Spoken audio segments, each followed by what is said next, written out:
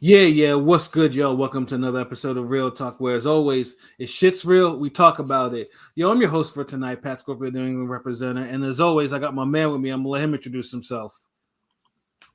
Yo, what it do, man? It's Jesus Shuttleworth, the guy, aka a Go artist, Soul Wars creator, the Lauderdale boss. You know what it is. Representing the Cali Ring Gang, Tunnel Gang, nigga, bro, still the op. Ring Gang, we here tonight, Monday night. Let's get it. Let's go. Movie review night. Yay. Yes, sir. You know, movie right because, like I We said, back. those movie reviews they always hit too, but especially for what we're gonna talk about. But yeah, you know, Ring Gig in the house forever and always. And as always, I got my other man with me. I'm gonna let him introduce himself. Hey yo, what's good, y'all? You already know who this is. Your boy King P, Bodega Box in the building.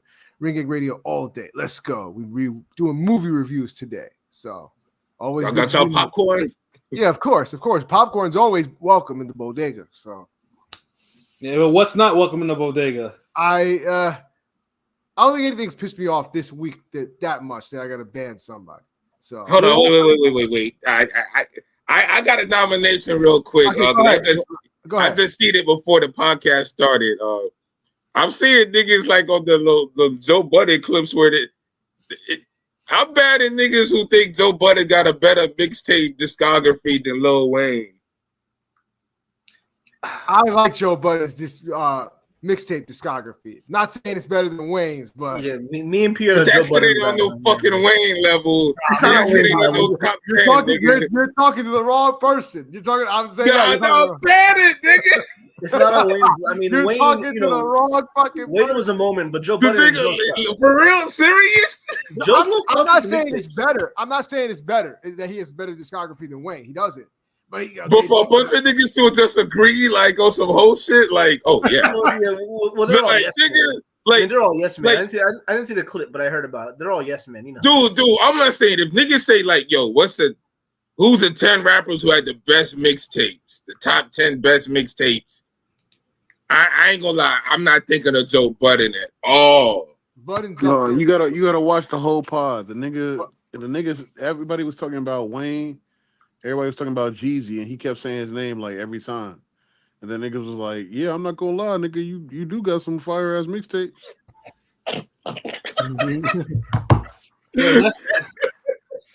That's just laughable. Like, that shit is nowhere up there with, like, them fucking Weezy and Jeezy. Like, get the fuck out of it. Like, oh man. Listen, all I'm saying is Joe Budden don't got a trap lord, and he don't got no fucking cushion OJ, and he don't got no motherfucking no ceilings, nigga. Nah, He ain't got no fucking squad up. He ain't got no goddamn Trappadine Camp Man, the Snowman. I mean, the drought dedication's good, but y'all never listen to Moon music. Yeah, y'all never listen to Moon music, so y'all don't really know. Nigga, I heard fucking mule music, nigga. I ain't wanna ever listen to that bullshit again in my life. Nah, The horrible unmixed ass shit, nigga. Nah. That shit Y'all think y'all the first Jersey niggas that maybe listen to some shit I ain't want to listen to?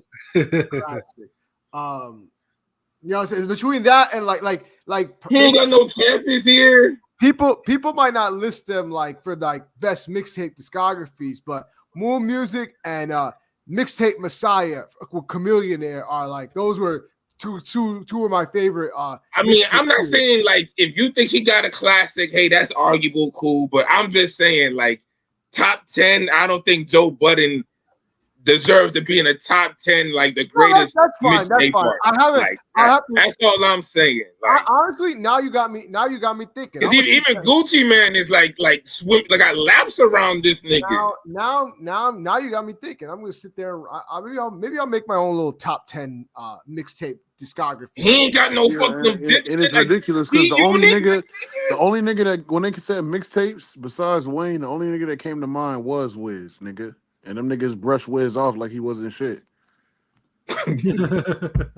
And the thing is, I would put Wiz ahead of fucking Budden too.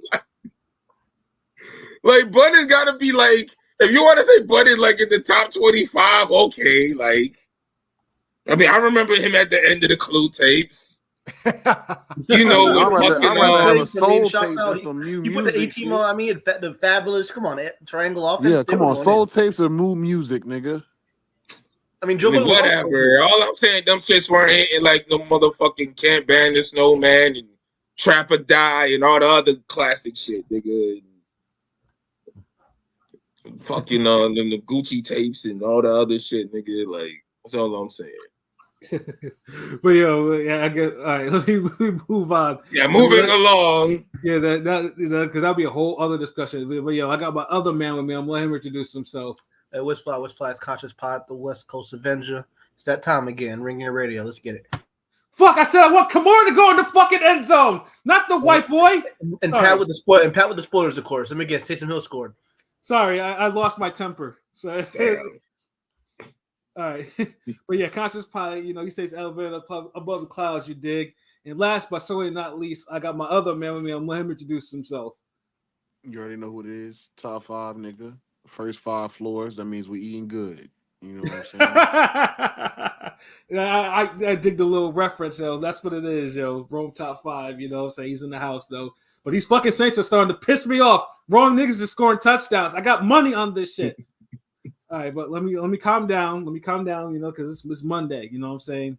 But yeah, we ought to review some movies tonight, you know what I'm saying? And the movie that we definitely got to talk about first is the sequel to An Unexpected Hit from Netflix, which we all watched 4 years ago during the pandemic, which was probably the most appropriate movie at the time to probably watch, considering how much chaos the world was in. You know what I'm saying? And niggas hoarding food and shit. Yeah. And of course, the movie itself. If you never heard our podcast on that, and I think we shared it earlier today. Please go ahead and listen to it, man. Because that was a good one. Like we were on that one, and of course the movie, like I said, the platform, and of course that platform was disgusting on so many fucking levels. It was just it was like poo and a lot of shitting on food, and it was just yeah. It basically, if you were eating, you fucked up. You fucked up big time if you watched. It's funny, like I don't know. That's why I know I'm on another level because I ate during that shit the first time. It was cool. Like that's why I know when King P was going through, I was just like, damn. But see, I watched that shit like maybe was it like 2 in the morning or 3 in the morning? The OG. Mm-hmm. So yeah, when eating pork chop sandwich and vomit. So yeah, but that's why I kind of like part 2 ain't as nasty as part 1 though. Yeah. Part 1 I would never watch around breakfast time. Never. So yeah, because they were wild on her, but that movie was a runaway hit. So we were all patiently waiting until the sequel came around, and I think I was the first one to actually see it. I told LB about it. I was like, no, I've seen it like the day that shit came out. I was waiting for you to hit me up. You know what I'm saying? So yeah, so this past weekend, like I said, all of us, managed to go ahead and watch that, and yeah, like I said, I want to say it is a little different from the first one because the second one, although the food thing is still a plot device in the movie, but at least it wasn't as disgusting as it was in the first one. So I'm gonna let my man LB, because he was the I'll let him talk about it. So what were your favorite things about about Platform 2? That blind nigga just taking no shit. That was the most bitch-made nigga in the whole movie. Fuck that. He was. Because he was just running his mouth. It's like, bro, but nobody trying to hear from Kenshi the whole time, nigga. But nah, like honestly, like what I liked about the movie the most was just like the violence and just how niggas were just the pacing and the violence, like how niggas were just going for it early and often. I liked how it was a different how food was still a plot device but used in a different way. Mm-hmm. So it's not like you got the same movie twice. So that was the major things, and I kind of liked it that it wasn't as nasty. Like you ain't get as the first one. Like so it had a different little kind of flow to it. Like I feel like it was gorier, but less nasty. So a little nice balance. But yeah, that's why I fucking what stood out to me the most. I liked about it. That's what it is. Anyone else want to chime in on what they liked about this movie? Yeah, I liked it was. Oh, okay. No, I was gonna say I liked how it was like LB said, it was similar to the first one. Like you knew it was a part 2, but it wasn't. Sometimes the remakes, or not remakes, but like the second installments are sometimes so tongue in cheek. But this one was, it was more gradual in terms of, I don't know. I liked it though. I liked it overall. Word. Rome, what about you? What's this nigga trying to say? Gradual what? I didn't want to say it. I did not want to say anything, but I was I was waiting for this nigga to make a point, and then he just kept introducing a different point, nigga.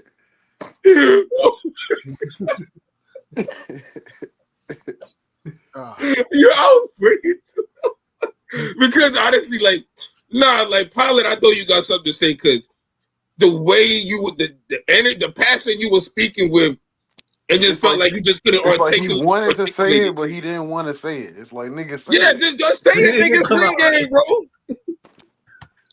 So did you have a favorite part of the movie? A favorite scene? Oh damn! He disappeared.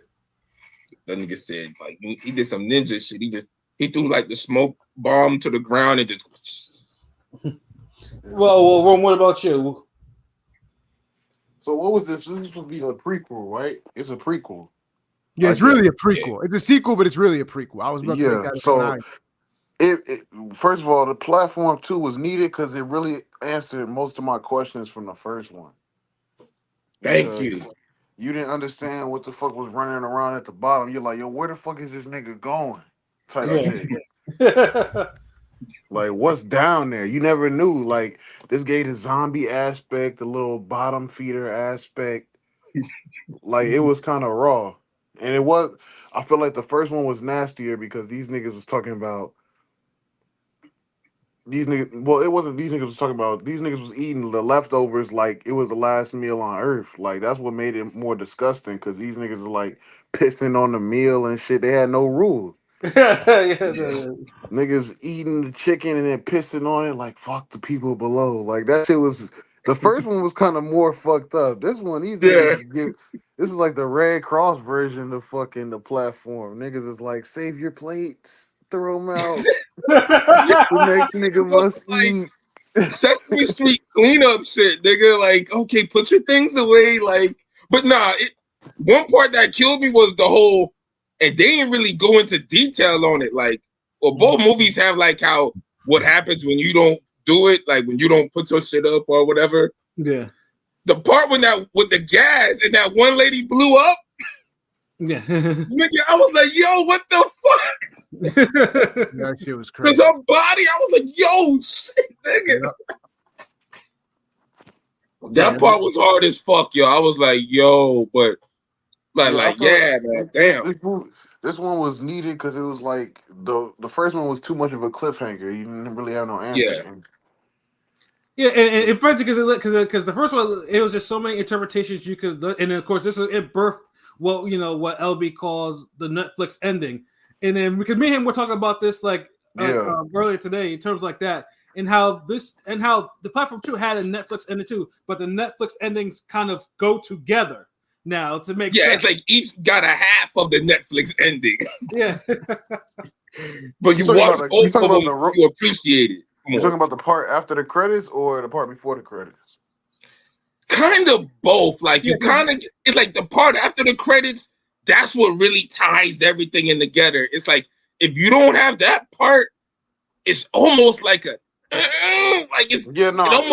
listen, when the first name came up, I was like, yo, they got to come up with another one. Then they started answering more questions as the credits rolled. I'm like, okay, there go that nigga. It all tied it in. It made sense. It's just the one part that made because it's like Pat said, it's an abstract movie, but it's not. It's very cryptically written, nigga. It's crazy. Yes, It's very cryptic.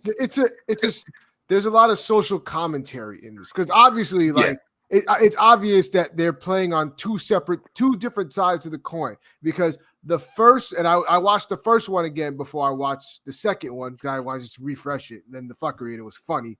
The first one, the first platform, the social commentary was obviously talking about its take on capitalism and like basically just how the people at the top just they take more than they need.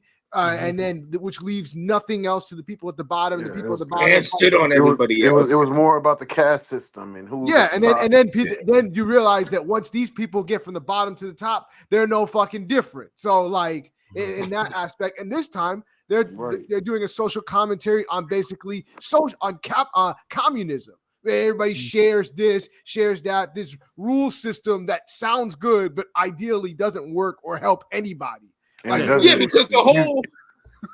Oh no! Say what you're about to say. My bad. Because it was like they tried to make a utopia with their own rules to try to make it even spread and equal for everyone. But then when you think about it, it made little sense. Yeah, it don't matter once it gets lower than 100 because them niggas are dying. No, then it's like, oh well. No, but the whole like for certain. That's the thing with the whole government. Like you try to. It's like.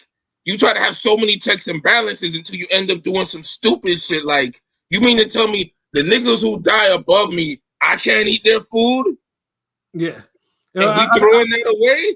Like, nigga, that's a stupid ass rule. And it's like, oh, well, you can only eat that food if you trade your food, 2 different fucking foods. Well, I'm a trade a pizza for your little chicken wing. What the fuck? Like, ain't no way.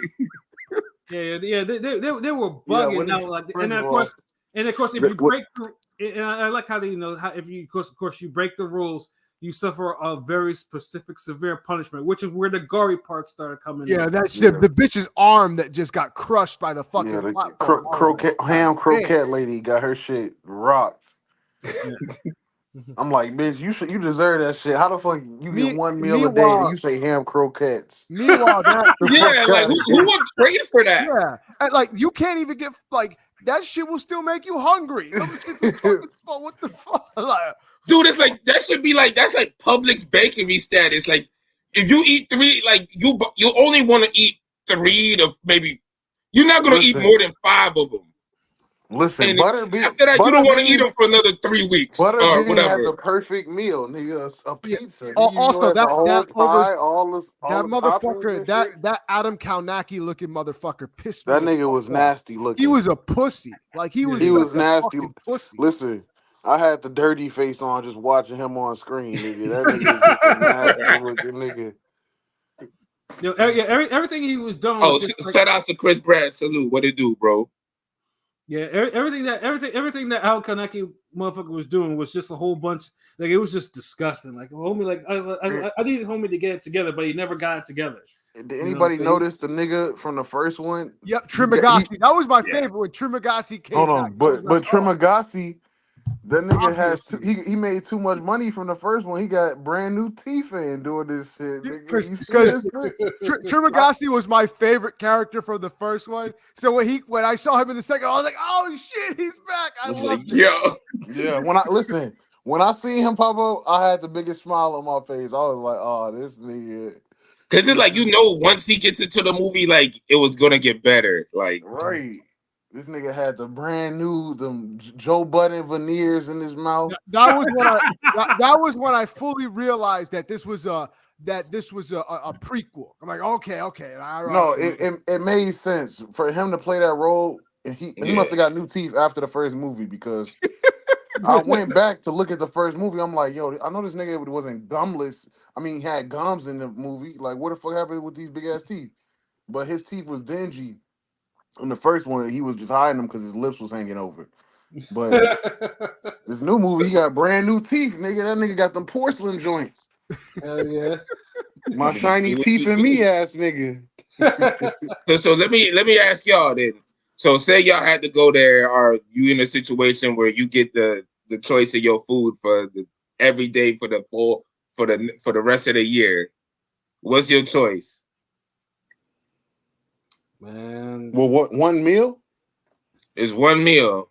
Either Lobster mac and cheese for me, bro. there's a That's couple things I could disgusting, choose nigga. from. You'll be dead in I'm 5 thinking days. either. So be it. 5 too many- days. Really? Hold on. Just lobster lobster mac and cheese itself. There's too many Nigga. choices to pick from for one meal. Oh my god. I One could Nigga, go the meal with- platform, like, bro, we for a just year. watched. yeah, For a year. yeah. I could go with ribs. I could go with steak. I could go with No, salmon. pizza was the perfect choice, yo. Nah, pizza's not the perfect choice. You get bread, you get cheese, you get meat. I go salmon. But you gonna put vegetables on that bitch, like Yeah, like pizza's a some bell top 5 peppers, choice. some bell peppers, some sausage, you'll be straight. Because honestly, do you ever get tired of like a supreme pizza? Like, Nah, the taste, it hits every time, every bite. Shit, I might get baby back ribs every fucking day. Nigga, you would not like ribs every day. But you think I I would mean, like ribs is busted. Like, if you're talking about the, like, hold on, when we say this, we're talking the top of the line version of wanna what we're know- asking for. I want to know if that nigga who ordered that big ass cake ever made it to a level where he got a slice of that motherfucker. 'Cause Probably not. Yeah. that big ass black ass cake was just I mean, the always only- there. the only- Nobody was eating that shit. The only thing I realized that's kind of a plot hole is you only get like 2 minutes to eat like whatever you like. Who the fuck is finishing whatever you have a big meal in fucking 2 minutes? No, I Like, think Nah, the they first- got I more think than 2 minutes. I I think think the it was first like 10 movie- minutes or something. The first movie, it tells you it's like 10 minutes. Yeah, it's a 10 timer. minutes. Yeah, it's like 10 minutes. Oh, Ain't no way niggas just cleaning dishes, putting this away, that away, sweeping food off, fighting a nigga. They changed, In 2 minutes, the rules. like- They changed the rules a little bit. But maybe the rules got changed after the whole rebellion of the. And I think it always was 10 minutes though. Like, there's no No. way you're doing all that in fucking 2 minutes, bro. Who knows? You know, but yeah, no, yeah, it's just yeah. I mean, like I said, it is. Hold on, so all right, so wait. King P said ribs, baby back ribs, your final answer. yeah, I'll take baby back ribs. And Rome, what's yours? Pizza. You come back to me. I don't want to pick what that nasty ass nigga's picking. Damn, you know what? I don't know. Fucking maybe gyros. Maybe a Subway sandwich, just a different I'm combo going every back day. and forth. Like ribs, a burrito. Like, there's so many fucking things you could get. Oh my god, I'll stick with ribs.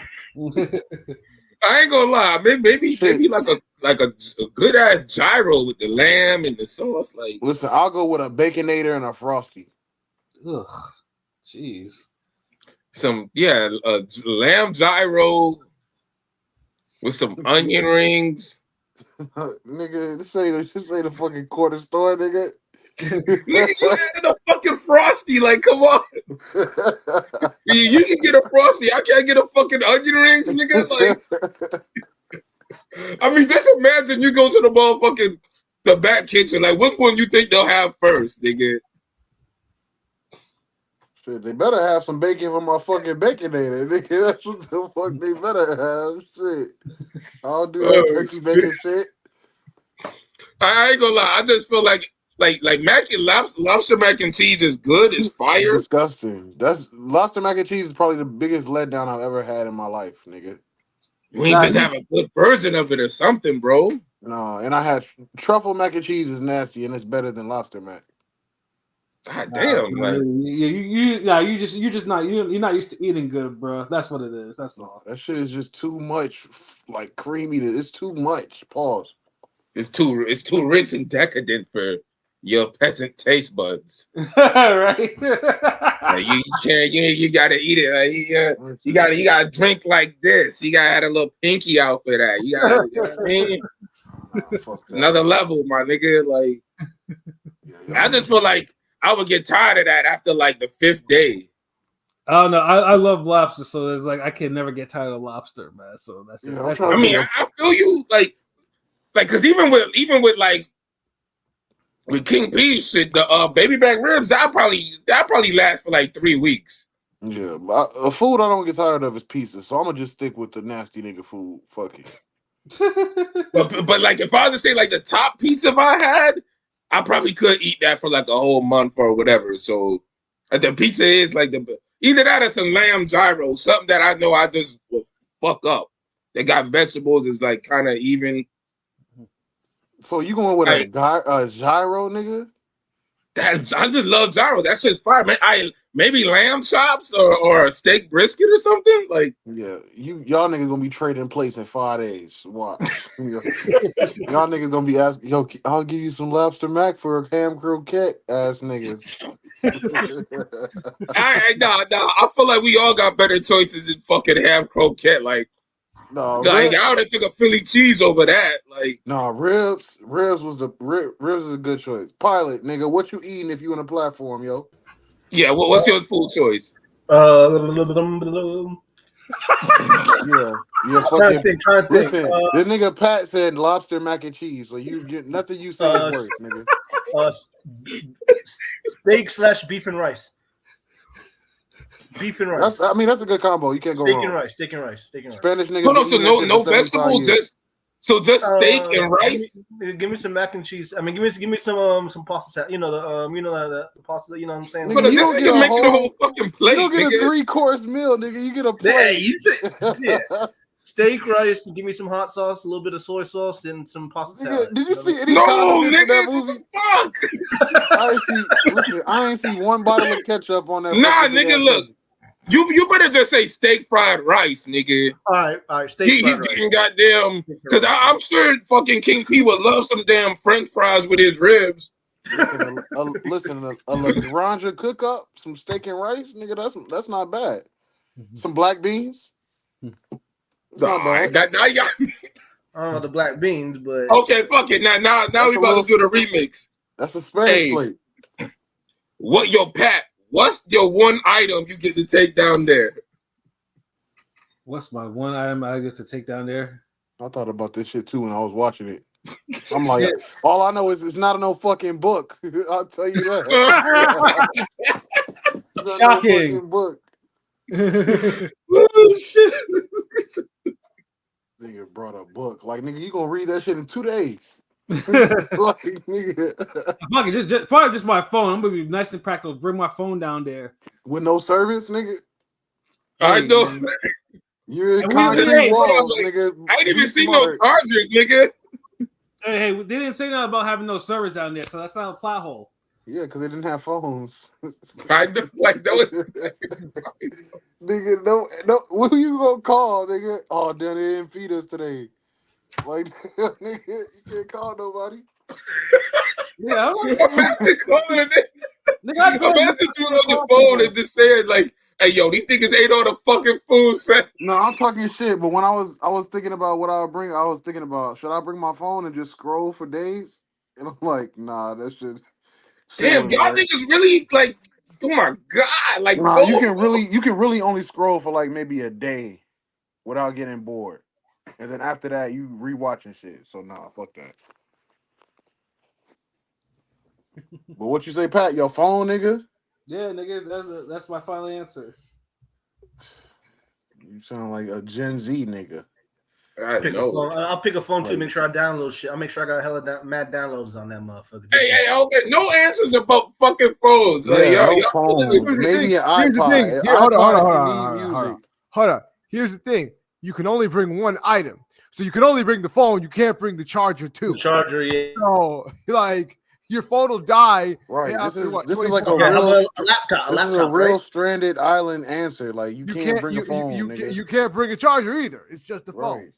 Bring But I mean, what if you bring a laptop? The laptop has a cord, right? Accessories sold separately. Oh. This nigga like, thank you, King P. This nigga was like, Pilot was making this shit to a collie thread. This nigga like, but what if you say, nah, like, what if you split the difference between the money you would make from the Jay-Z dinner? Like, no, nigga. If you can't use a phone, like, no power outlets, whatever, what can you bring, bro? Pilot would tweet about his journey in the pit. Day one in the pit. Like every He would. That is a good ass question. Some incense. I don't know. Incense. What that one lady in the first movie? What she brought? A dog? That was a good ass pick. the dog got killed. That was a So, horrible. yeah, till that nigga died. Dog was food. The fuck? No, it's a horrible pick. He was all good till that nigga. She woke up and that nigga was on.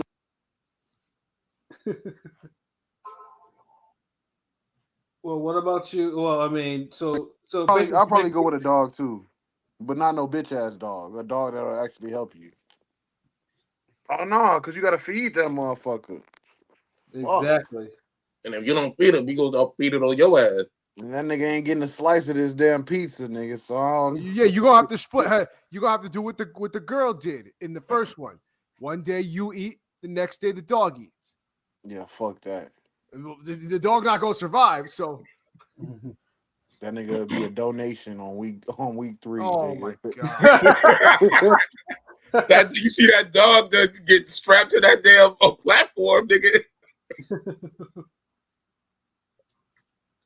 So you got 2 phones To and the a people dog. alone. Hell no. And then you got to deal with the dog, and then you got to deal with the dog shitting all over the place. So just so it's like Yeah. One item I think Terragasi had it the best, nigga. Bring the sharpest knife that you can possibly find. Nigga try to come up to you. You can Yeah, I was gonna every say, time just you give cut, me it gets every time you cut a nigga, it gets sharper. Like that's a crazy I was sword. just gonna say, just give me a good old fashioned switchblade. Small, a little switchblade. It's close quarter. damn, your minds are already set for war. Just bring a switchblade in. I mean, the fuck you think I'm taking any chances with these motherfuckers there? Yeah, nah. Yeah, niggas was getting stabbed up in this movie. Like Like if you seen some of the shit that people was keeping, it was like what, a rope, a book, like an umbrella, a picture. Like it was just dumb shit. Like No, niggas, that was just stupid. What the fuck you gonna bring it? What the fuck's the rope for? You what the fuck you got? Nigga, Remember his reason was for the rope was to climb out of there. That's Yeah, what and we saw how well that got he him. was like, here, just hold it. As soon as he threw that shit up, them niggas was like, yeah, come on, bro. Come on up. Like that's one of those he ain't think that through. Like, no, what a rope would do. Like, All right, like nigga. all right. Well, all right. What floor is you calling it a rap song? Like based on the looks, nigga. Where you like it's over? What'd you say? What floor do you think it's over on? Because I 200. don't know. I feel like the second movie, these niggas were just dying on the 100th floor. Like, oh fuck. Yeah, once you get Barbarians. once you get to 200, it's a wrap. Yeah, nigga. To me, I'd take a fucking katana sword down there. Fuck that. Maybe if Because you're 30, lucky. 30 days without eating is not that bad, but it's just if you get 2 consecutive months of that shit and then you go lower or some shit like that, that's when it's like, get me the fuck out of here. That's where the torture comes into play. But if you was just on the fucking 15th floor, nigga, and then you go to floor 130, you better do your time. But let me ask you this. Fuck it.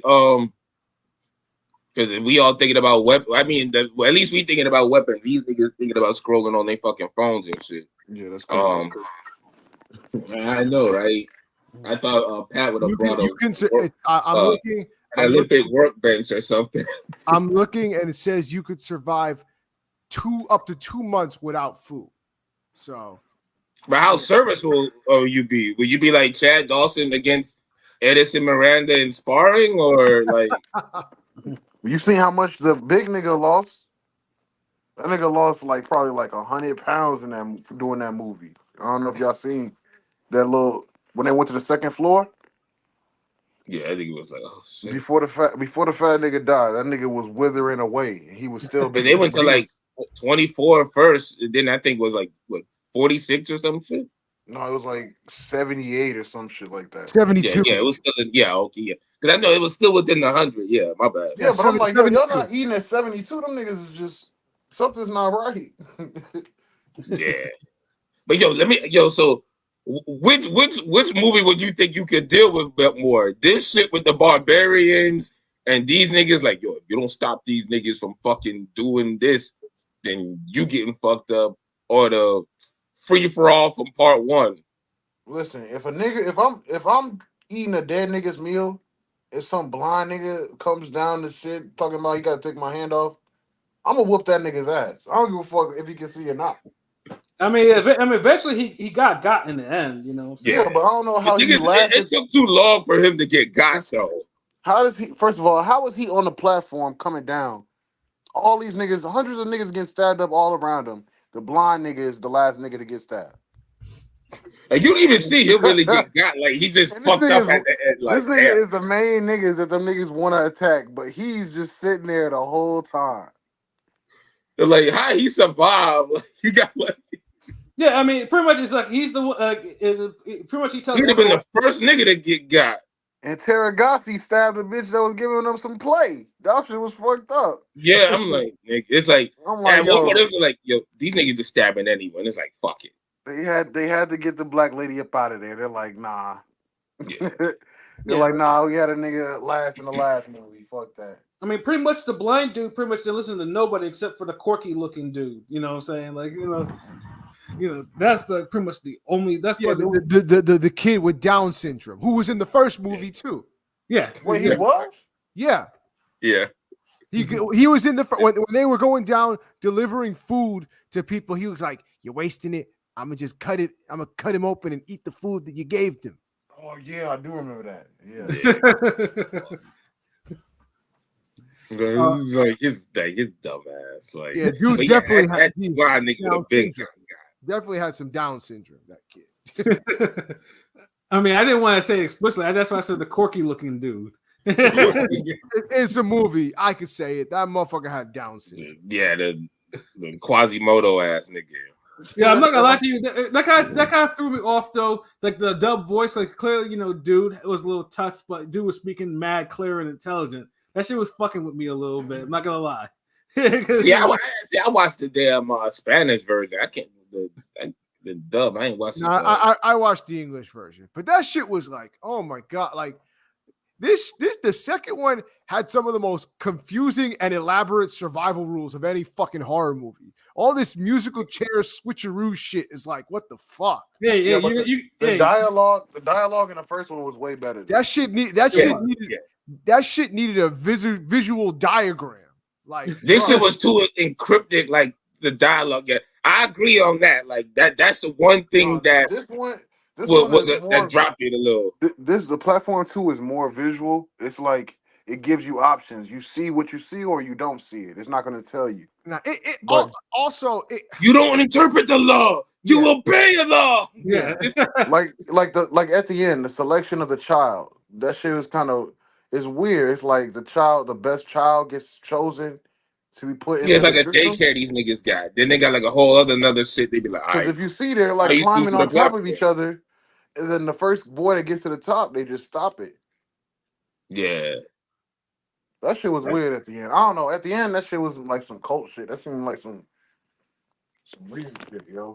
Yeah, because at the end, it's like niggas be like, just send the kid up. Only he could go up. Like, you can't go back up. And it's like, so what the fuck? All y'all just decided to just always stay down here? No. That part made sense. That means all of those people that are down there sacrifice themselves. It's like that was real nigga heaven. It's like all them niggas sacrificed themselves for the betterment of a child. Except the Real last nigga. nigga who saved the girl. The last nigga saved the girl who wasn't a child. Yeah. That's why Terragossi was like, yo, she's the message, yo. Because you can send this bitch up. She's not like the rest. She's not like us. Come on, the real nigga heaven. Like, that that's shit the thing what is so that shit was abstract real because nigga heaven. It's all the 'cause it's niggas like- that saved somebody got stuck down there. It's like Real nigga it's like real nigga heaven. Like these niggas are like passing on, like they dealing with the spirits, but then you got the cannibal zombie niggas. No, they're not dead. They just monsters because all you eat at that level is scraps, literally glass and shit. Like you don't eat nothing. And other people. Like you eating pieces of brain that's falling from niggas killing themselves in the movie. Yeah, because remember that was past the damn floor 333. Yeah, 333. There was that big ass hole, and it's like you just in the bowels of that place. Yeah, I don't Oh, know. man. Listen, it's a great message. Whoever wrote that movie, or I don't know if it's a book first, but it's extreme with the concepts. It's very extreme. Very, very extreme. No, Heavy it's not a This bull. dealer probably is a very rich guy. All right, I know he got to keep that nigga in business to come up with some crazy shit like this. I mean, most concepts have been done already. So there has to be something. There might be something like this existing somewhere, nigga. And I hope to never know what that is. Like, seriously. Listen, and you But see, these you niggas see, floating you like see, it's top secret in a movie. So why would we know? If it's happening, nobody knows. it'd be in some fucking foreign country or some shit. They the one be coming up with all that crazy shit. It's I mean, experiment. It's called wouldn't experiments, be, nigga. That's how we I figure out. I how to wouldn't do be shit. surprised if there's something like this in some country like fucking Singapore or something like that. That's crazy. Oh, shit. Facts. Yeah, I could definitely see some American movie studio and probably in the next couple of years try to bite this movie, this concept, and then probably give it a whole new ending or some shit like that. They're gonna do it like how they did Squid Games, come out with a game show, platform game show, see if you can survive. That shit would be fire. Like that should be They'll dope. be like, oh, we're only gonna feed you water and eggs for months. Let's see who leaves first. Yeah, like that should be fire. Like, dude, you could do like a fast food version. You could Nigga, do you it can't where it's really like play. No, you can't play with people's hunger. They will really kill people, nigga. Some people will actually start killing people. I You just can't feel like like. it should be You on some can't just like starve everybody, nigga. That's the whole point niggas of the just movie. tap out type shit.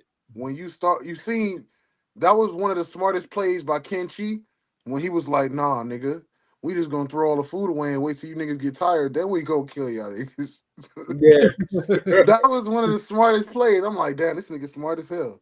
Yeah, now when they're tired, now we're Them just gonna niggas go eat. down there. Them niggas about to fall over, eating each other and all types of shit, and then the nigga like, all right, attack, nigga, go get them niggas, and they still lost all their people. That shit crazy.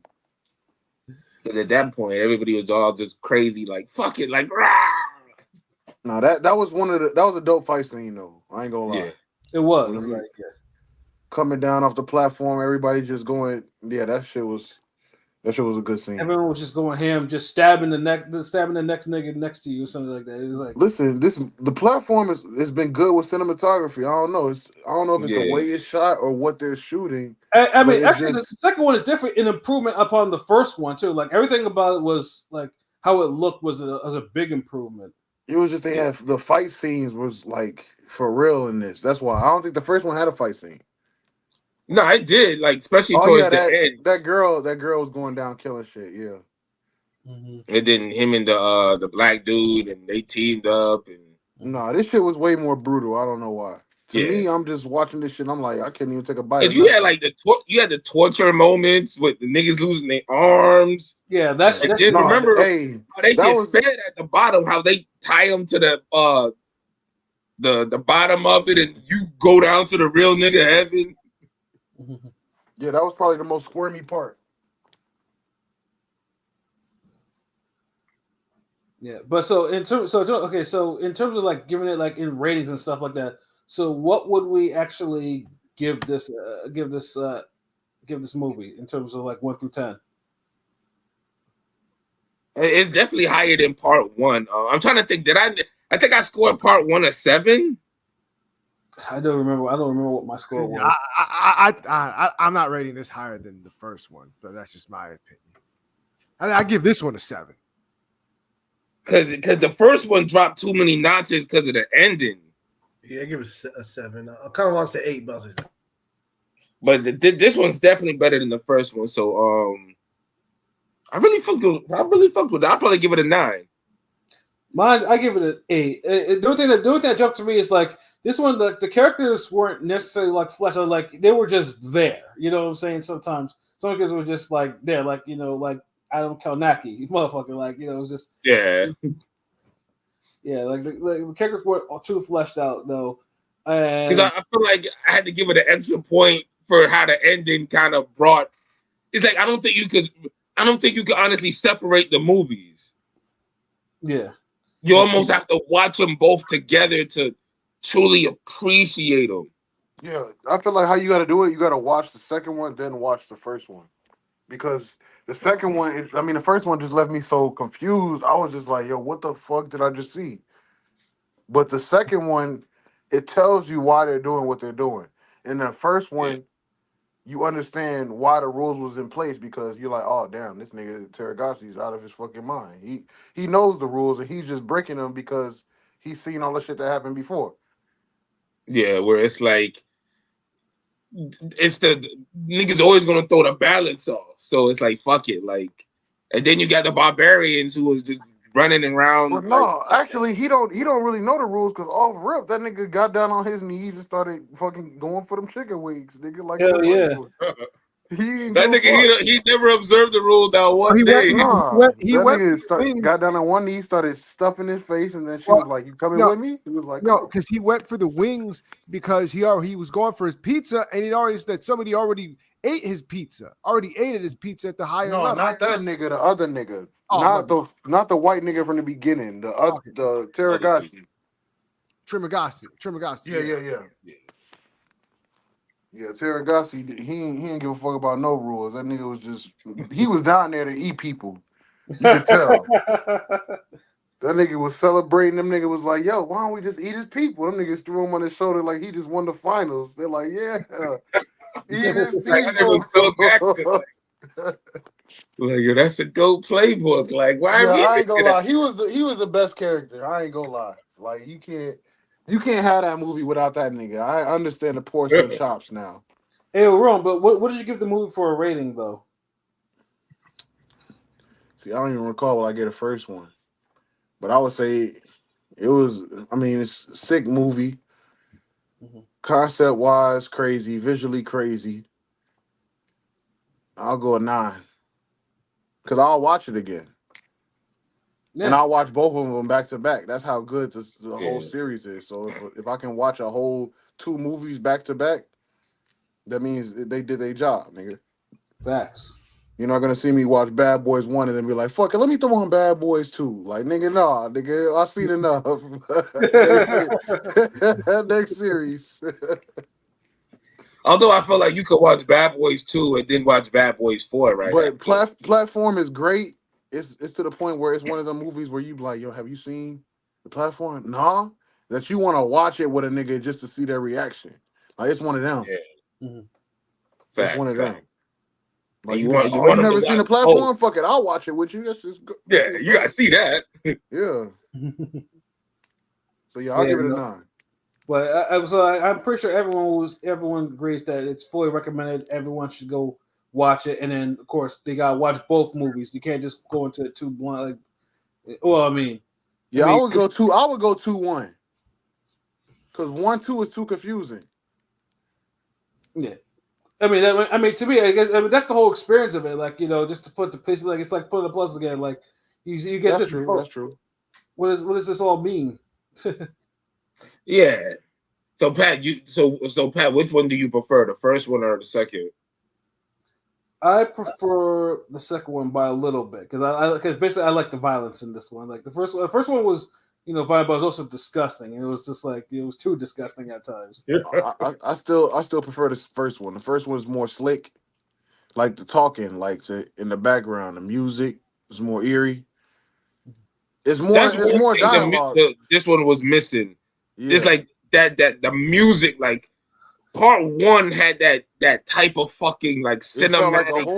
It felt like a horror. Yeah. With just them niggas. Them niggas was brushing their teeth. You thought something was about to go down. Yeah. Like this shit, the music didn't hit like part 1, but the visuals hit harder in part 2. Mm-hmm. So that's the thing. But like, yeah, you gotta watch both of them. Yeah. Like this definitely makes up for part 1's Netflix ending, which now like is famous for being the fucking Netflix ending. Mm-hmm. But now it's like you got a Netflix ending and a half. Exactly. Hey, do y'all think the movie Bright had a Netflix ending? The Will Smith one, the movie Bright. Do y'all think that was like with the orc alien looking niggas? Well, like they turned basically, and he's a cop, and it turned basically. Yeah, I never seen that bullshit. No, you didn't see that? It was actually a decent movie. It was decent. I'm trying to think. It did have some type of ambiguous type of ending where it's like you expect something else to happen type shit. I remember. I feel like it's one of the original because I feel like that was one of the original Netflix originals. That had that Netflix ending. So because it kind of ended like damn, like one of them iRobot endings type of shit. Yeah, abrupt. I mean, iRobot didn't have an ambiguous ending. Like it had Well, the nigga was standing on the bridge. Where did they all go after, nigga? Come on. Well, nigga, that's the end of the movie. That's not really an ambiguous ending, bro. Like they explain why and why that shit happened. I ain't like the ending of that, but that's a different story, nigga.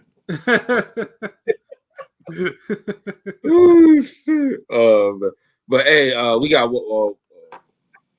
me and Pat got one more movie real quick before we get into the But yeah, so we all agree to recommend platforms, so yeah, so y'all be on the lookout for that.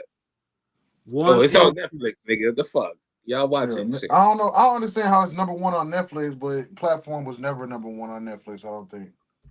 So how the fuck is the sequel to number one? Like these niggas just be lying to get shit. Well, the first one was like a kind of a runaway because it didn't have no fanfare. This one did. So that's why Netflix like we watch. See the first one was like a sleeper. Cause remember, like we was like one of the first niggas to even talk about that shit. Like local facts.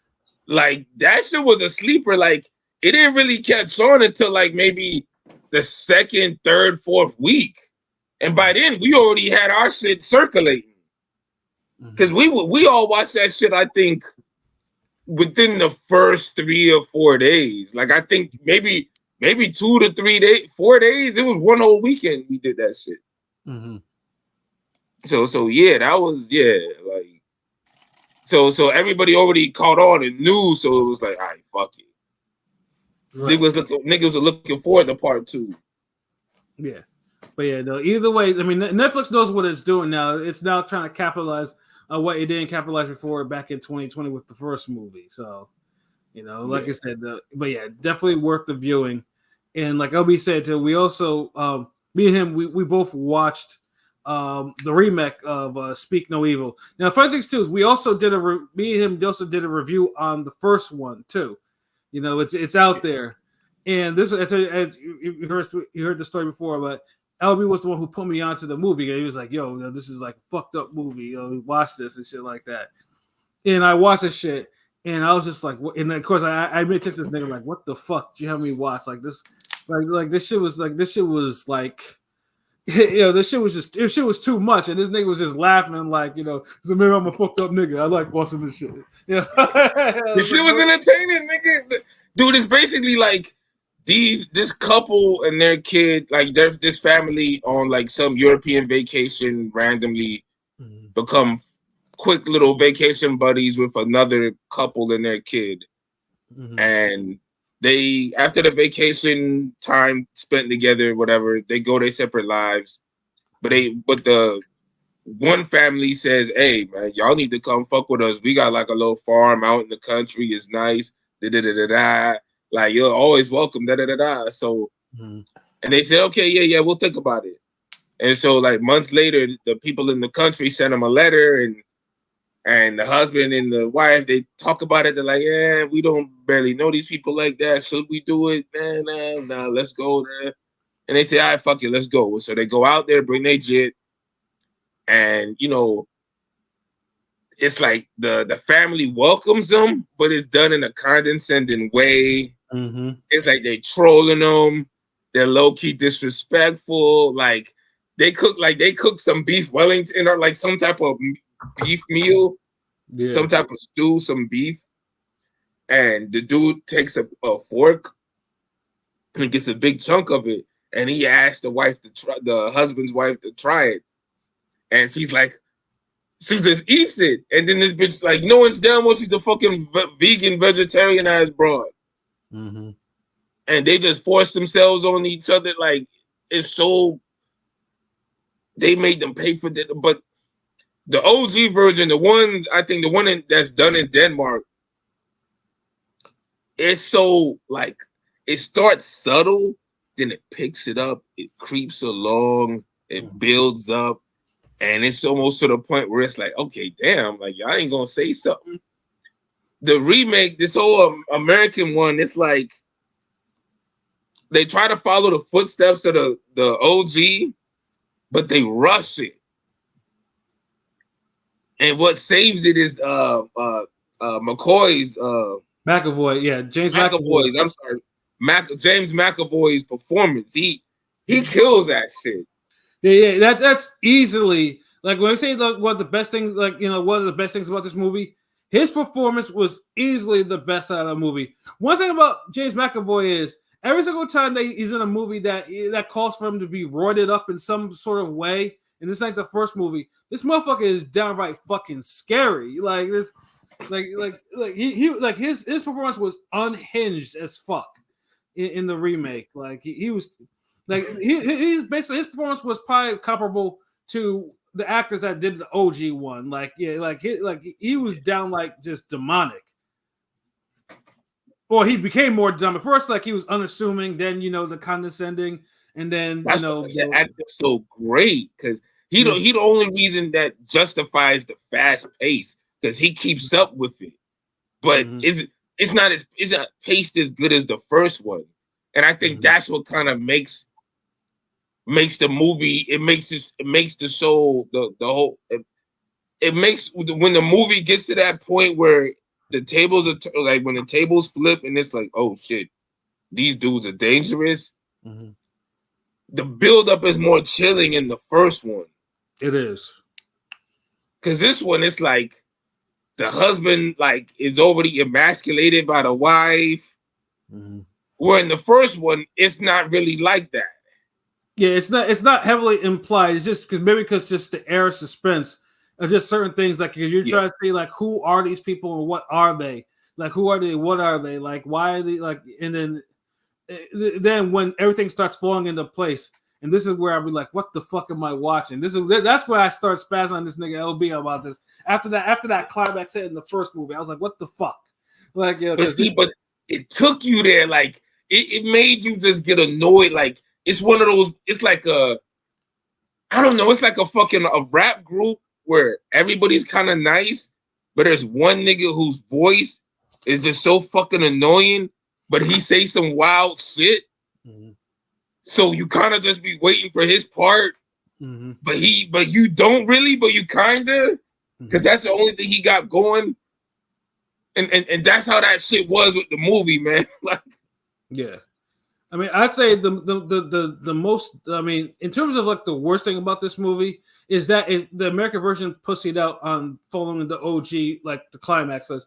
The endings for both movies are completely different. I won't spoil what they are. fuck that, fuck it, bro. Spoil that shit, like Look, the ending for the remake. See, once the movie turns up and the couple realizes that, oh shit, these people we staying with are dangerous, we need to leave. The remake, once that happens in the remake, it just turns into the whole genre cliche, kidnapped family routine horror slasher film. It turns into like the regular shit you've seen before. Right. And you've seen it done better. Whereas the original was completely original. And the thing is that people get mad at the original because people can't believe, like, damn, these niggas ain't saying nothing. But I honestly do believe that niggas would get punked like that in that movie. Yeah. Like, niggas wouldn't really do anything. They would just get completely punked the whole fucking movie until the end. And I don't think niggas just want to realize that shit. Like the original, like in the remake, somebody should have died or something, man. Yeah. Well, they did die. Well, in the remake, no, I'm talking about like the good guys, nigga. Like, oh yeah. Of course, yeah. None of the good. They made the wife turn to Wonder Woman, like she's saving niggas. Like, yeah, and that just might be some old. That might just be some propaganda shit they had to put in there. The emasculated husband and then the wife that was just about it. Who was the one that was putting in the work? Like, damn, I'm like, my goodness, but dude, get the dance right. Like that nigga performance is crazy. Yeah. When he was getting at the gym for fucking up the dancing. Yeah. Like I said, it's best. And of course, like I said, that's where like the kid, like in the OG, like the violence against kids is that, like, in the like someone's tongue got sliced out, and it formed a vicious circle. You can't do that in 2024. I'm just no, it's not the 2024 one. No. I know you said why they pussied out a little bit because you can't do that same shit. Even if it's a movie, you can't.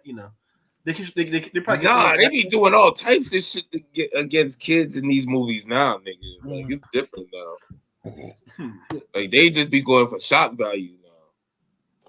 Yeah, but I will say though, even though with the remake, the ending though, McAvoy was still going hard to the end though. But there were some things that were like that should have.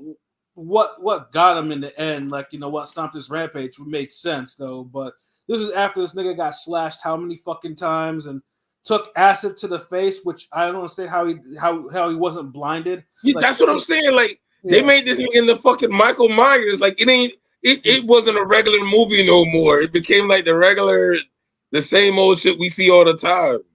Mm-hmm. It's like it kind of ruins it. Like that's why it's like you honestly didn't even need to remake this movie. Yeah, no, especially because y'all remade it, but then y'all didn't. Y'all left out the most important part of the remake. Yeah, exactly. Which is the whole. It's like it's a remake where you got to see it through all the way. Like if you don't, there's no point. Yeah, even if they fought back some, they could have still died.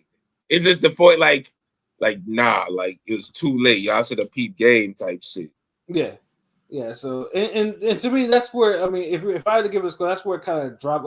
Like I said, McAvoy performance alone it makes the movie like a 7 to me. It's like possibly maybe even an 8. Like because his performance. Get the fuck out of here! Like he was doing some serious heavy lifting for that movie, but god damn, nigga, 8, nah. I said 7. It could be an 8, but I'll stick with my 7. Because if he wasn't in that role, this movie would have really been trash. Yeah, like he kind of saves the movie from being like average, like because it is an average. It's an average movie, honestly. It just his acting performance, and it is violent. Like when it gets going, it gets going. But the movie, me honestly, I think it's a 6. But I could agree with a 7. I'm cool with a 7. I could see a 7 because dude's performance, acting performance is just that good. Like he carries the fucking movie. It wasn't a better watch than The Platform. Fuck no. No. The original the original is up there. Fuck that. The original is because it's such an engaging movie because. It's one of those movies. It's one of the rare movies where you just, no matter what's happening, you can't wait to see what happens at the end. Mm-hmm.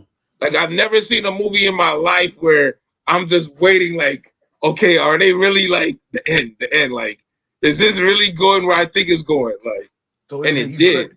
Is it you couldn't wait for it to end, or is it you was tired of watching it and you just wanted it to end, get to the point already? No, it's one of those like. You wondering how it's gonna end, like how are they gonna fucking end this? Like are these niggas gonna wake up? Are they gonna say something? Are they gonna get away? Like Shutter Island, when you didn't know what the fuck how the ending was gonna happen. You thought the ending was one way and then it'll be something else. Oh, I never seen Shutter Island. My bad. How Shutter ain't see Shutter Island? That's fucking crazy. Very good movie, nigga. Shutter Island is a good movie. It's a classic. No, dude, I got it. I got some bootleg DVDs that I've never seen yet. It's right up there with them Book of Isaiah or Book of Eli. Yeah, Book of Eli. You never seen Book of Eli? And you talking? Nah, I ain't never see that either. I got them at the same time, and I just never fucking watched them. What about Inception? Book of Eli is such a good movie. I've never seen Inception. Oh, Inception was a wild ass movie. I've seen the fucking Paprika. I didn't need to see that shit. I see the shit they bit that from. Inception is fuckery, Phil. Like you'll enjoy Inception. You'll lose it. What about I lost it. Mhm. I lost it. It but was yeah, but you lose it, Butterfly you're Effect. You seen that, right? Oh fuck yeah, I see Butterfly. That's like one of my favorite movies. Like that shit's classic. Mind fucks. See, my English That's- teacher used to tell me that movie was a cheat because, basically it was a cheat because he could do whatever. I thought it was really good when I was young, but he said basically, like the writer can take it any route he wants to. It's like a cheat. You know how that movie is. How when each world was like on some different shit, like because he It is a choose the cheat. world. I mean, I understand what you mean by that, Pilot. It is a cheat because it's like, yo, like in my elementary school. what if this I happens? don't understand how that's a cheat. Like, what do you Because get? it's like you you know can what make I'm saying? Like, because it's like you're you making a taking movie. chances, nigga. It's like you're making a It's movie. like, It's like you're making a movie okay. Do with you remember back in 17. the? Go You ahead, remember Pilot. Goosebumps? You remember the book Goosebumps, right? And then they had the fucking. Of course, there was nigga, I grew up on Goosebumps. But there was a remix of the Goosebumps where you could choose your own fucking route. Do y'all remember that one? No, yeah, I remember that was I'm trying to understand how that's cheating. Like, It's cheating because you can write a story with 16 different alternate endings and just keep and writing you can each pick story. whatever sounds. And then to and if you film it all, it's like fuck it, just put it all in the movie, nigga. and you can piece it in whatever you can let piece it. them- Whatever. let them y'all figure it high out. as fuck. I don't know what the fuck y'all That's talking no, about. it is. Pilot is right. That's cheating because it's like why don't you pick a story and stick with it? And Nigga? stick to Why it. Are you Yeah, writing you 5 stick stories? to it. Yeah. You're Because he writing had 5 a different purpose. stories. Like the shit wasn't like So people he- can be like, oh, he should have just married the girl. His life was better. Or, oh, he should have just killed the brother. The life was better. Oh, he should have just like. It's too many options. There's too many options. It was But- that's but what that's motherfuckers got now.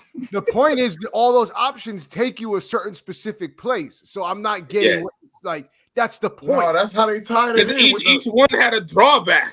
That's what tied it in. The book, you write in the book, like, okay, let me write this down so that this shit don't happen again. That was the tie-in, but no, it's a cheat code. Fair. Yeah. Because you end up like, all right, Shorty's like a crackhead. Then one, she's the movie star. And like, nigga, who's taking it? Like, come on. Shit just gonna be too different each time. Like you trying to make it right. Like, One, he's in college. The next one, he's Peter Parker in a New York apartment. Like you don't know what this nigga's gonna do. It's too much shit. oh man. But yeah, movies, these fucking psychological thrillers, Mhm. that's where it's at, honestly. Yeah. Y'all funny. Y'all When you can pick a brain apart, that's how you get niggas. That's what makes you a See, number that's one what on them Netflix. foreign films be killing. Like them American films they don't know how to like Think. think and see that shit. Like that's why the OG Speak No Evil is like classic. Like but it's one of those movies where you'll see once. It's like a Kendrick album or something. It's fucked up. It's like our movies are full of filler and they give you the message. You know the message right away. It's like, oh, okay. I see what y'all trying to because promote. American films today don't take any real risk. Like it's not like they have to cater. They have to cater to some agenda. And it's filled with propaganda. Niggas just want to get their own ideas off. Yeah, that too. Because see, this movie, like Speak No Evil, like it's ended. Like the movie pissed a lot of people off. Like if you ever see the reviews, people around, especially at the time it came out, niggas was like pissed off. Niggas was like, "Don't ever watch this. Fuck this movie." And it's like I didn't know this until after I watched the movie. Then I'm like, "Oh damn, niggas was hating this shit." Niggas was like, yeah, because it's grim. The OG it's a grim movie. The remake is like it's watered down, probably. violent. It's watered down and Yeah. violent. So I mean, no, LB, would you recommend the remake? nah, I still recommend the original, but the remake is cool if you need a good little horror movie to watch because it's fast paced, so you might enjoy it. Like the time span, like you'll get into it quickly. You'll see it for what it is. Hold on, for a horror movie, is it worth watching it, or would you rather watch it or something shit? It is a whole different animal. Like It's a whole different level. I'm saying bro. for a horror movie, like if you're watching horror movies, would you be like, "Yo, throw this Speak No Evil on," or would you be like, "Man, let's watch something really horror"? I'd had to say the original. I would suggest first, but like if you've seen the original, I would say yeah, you can still watch this. if this is just a random horror movie where you haven't seen the original Yeah, and that's you what don't I'm plan saying. on seeing the original, And I don't plan on seeing the original. then I say this is like 50-50. This is cool. Like, yeah, you could watch it. It's something you might fuck with it. Like, you know, it's it's a good popcorn type of flick or of a matinee type. yeah. I'm- It's not too I'm- long where you're like It's like, bored of it's it. like a rainy day type of scary movie. I'm still trying to figure out how the fuck you make a remake of a movie that came out 3 years before. Like, what the fuck? And then don't take the twist and like then don't go through with the ending, which made the movie stand out in the first place. Exactly. That's the shit is like crazy because the OG is like when you watch that shit the first time, it just certain things are just so special the first time. Like you can't replicate it or nothing. Like See, one example of that, I don't know if y'all seen Snowpiercer. That movie. Yeah, I didn't like that movie. I seen it. that movie was dope. And then I don't know if y'all seen the show. The show was dope too. I didn't watch. I've heard they got a show, but I never watched it. I didn't want to watch the show. But I love the I didn't want to watch the show movie's dope. either. I didn't want to watch the show either. But once I started watching it, I'm like, yo, the show is perfect. The show is perfect. That's like a remake that they did. All new characters, same concept, but they give you like a what is it? It's not a pre-story. It's a post-story. Oh, okay. Or is it a pre-story? I think it is a pre-story. It's about a pre-story about what happened. Yeah, because remember the train got destroyed in the movie and shit, right? Yeah. So it's about the lifestyle before. So it's dope. It's a dope show. I ain't gonna lie, because these niggas keep trying to rebel and they keep getting shot up because they're like, well, not shot up. They beat the niggas down because you can't shoot on the. None of the things have bullets. So it's a good movie. I don't know. I like remakes. It don't matter the time period as long as you do it right. Exactly. Yeah. I just feel like you go remake like, and if you gonna remake it that soon, like husband could have died or something. Like I don't know. Like these niggas got scot free. Yeah, but he was a bitch though. Like he was like one step above being a cuckold. Like seriously, like you know. Yeah, because even the bitch was like when the whole. She was like, "Yeah, he lucky he fucked once a month." Like, yeah, exactly. Like that nigga's like, "Bitch, why'd you say that to him?" Yeah. Pat, what'd you give it out of 10? I think it said 6. I get it's a 7. 7. Yeah, like the dude's acting kills it, bro. Like, it's good enough to see it just off of that. Like, if you want to see somebody play a fucking crazy person, like somebody who's like fucked up, but like could transition gradually from normal, like yeah, like then this the movie, like he's like the standout rapper in a rap group, like he's carrying a bunch of mid niggas, and like all his verses are just hitting. Yeah, because the acting, except for the little kids acting, I like the little kids acting, but the acting for everyone else was left. You know, it wasn't. Yeah, it was not. It didn't hit like that. It was average. Yeah, real quick, if I can make a point to jump back to the platform real quick. I'm tired of these niggas hiring these kids that can't keep their eyes closed during the film. If this nigga is blinking, he is not casted. I promise you. If I tell you to close your eyes while I film you, and you start blinking every fucking 2 seconds, next kid. Next fucking kid. I'm tired of seeing. It's crazy you say that because I've seen movies where grown ass adults be fucking blinking and shit, peeking while they dead and shit. Like, nigga, come on. Sell a scene. Like, nigga, you can't be passed out if you're blinking while your eyes closed, nigga. Hey, what up, Blazer Killer? Salute. That's my one thing, but yeah. Word. So, I mean, do you want to go talk about the last season? Power. Yeah, you're right. Yeah, niggas was watching a lot of shit this weekend, nigga. I don't know if y'all seen, I seen The Deliverance. That shit is fucking nuts. No, I didn't watch that shit yet. Nah. That shit's nuts. Yeah, what up, Joshua? What's good? Megalopolis and Joshua O from the Chicago Bears, nigga. Simone Biles. Oh no, my bad. That's Jonathan. Oh, that's Jonathan. Oh, my bad. Yeah, I was like, what the fuck are you talking about, my nigga? Like Joshua O from Ring Gang. Nigga. From the Chicago Bears. I don't think no one here is gonna see fucking Joker 2, bro. Like, I mean, I am, but it's I got gonna be spoiled. I heard there was some non-Harlem activities in that motherfucker, like straight up. I'm good. I mean, honestly, I didn't like the first one. I mean, the first one was okay, but like I hear this one is really bad. The first one was this was like horrible. First one was cool, but I'm saying like I don't know, like literally everybody posts on Twitter, you know, you seen the trend. I'm watching Joker 2, and then they quote their own tweet like that was some bull. That was the shittiest movie I watched in a long. I don't know. I'm just saying. Yeah, no, I'm gonna watch it, but it's not like a high priority now. Like I'll watch it at some point, even if it. You gonna go into the theater? You gonna see a musical, nigga? A Batman musical? I mean, I'm sure Shutter and Rome he's singing. Dude, it's a fucking musical. These niggas got more music. These niggas got more songs than fucking Lion King on Ice, nigga. Oh hell no! I mean, fuck these two. Because they're saying that Joker 2 made less than fucking Morbius in the movie theater, so you know it's on its way. It's on its way out of the theaters. It's gonna. That shit gonna be on Netflix tomorrow. Basically. Yeah, just like the last Halloween, like. That's the thing, is like all it takes is just a group of niggas to see it early or on the first weekend, and then them niggas just say it loud enough, like, yo, this shit trash. Wait, fuck it. With the Harley Quinn, he got her singing and shit? Both of these niggas singing.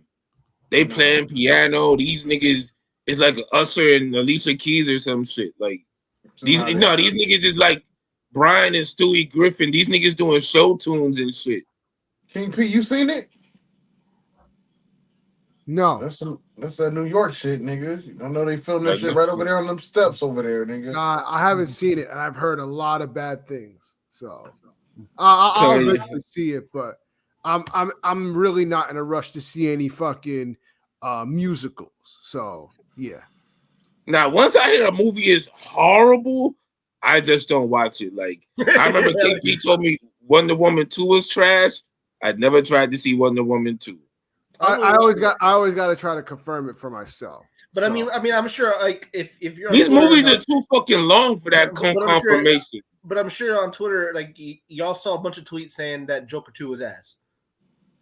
Yeah, and I see all these clips, random clips. I didn't see everybody I know. Shutter saw it. Yeah, Shutter saw it. Everybody that I know personally that saw it said it was a 2-pack of ass.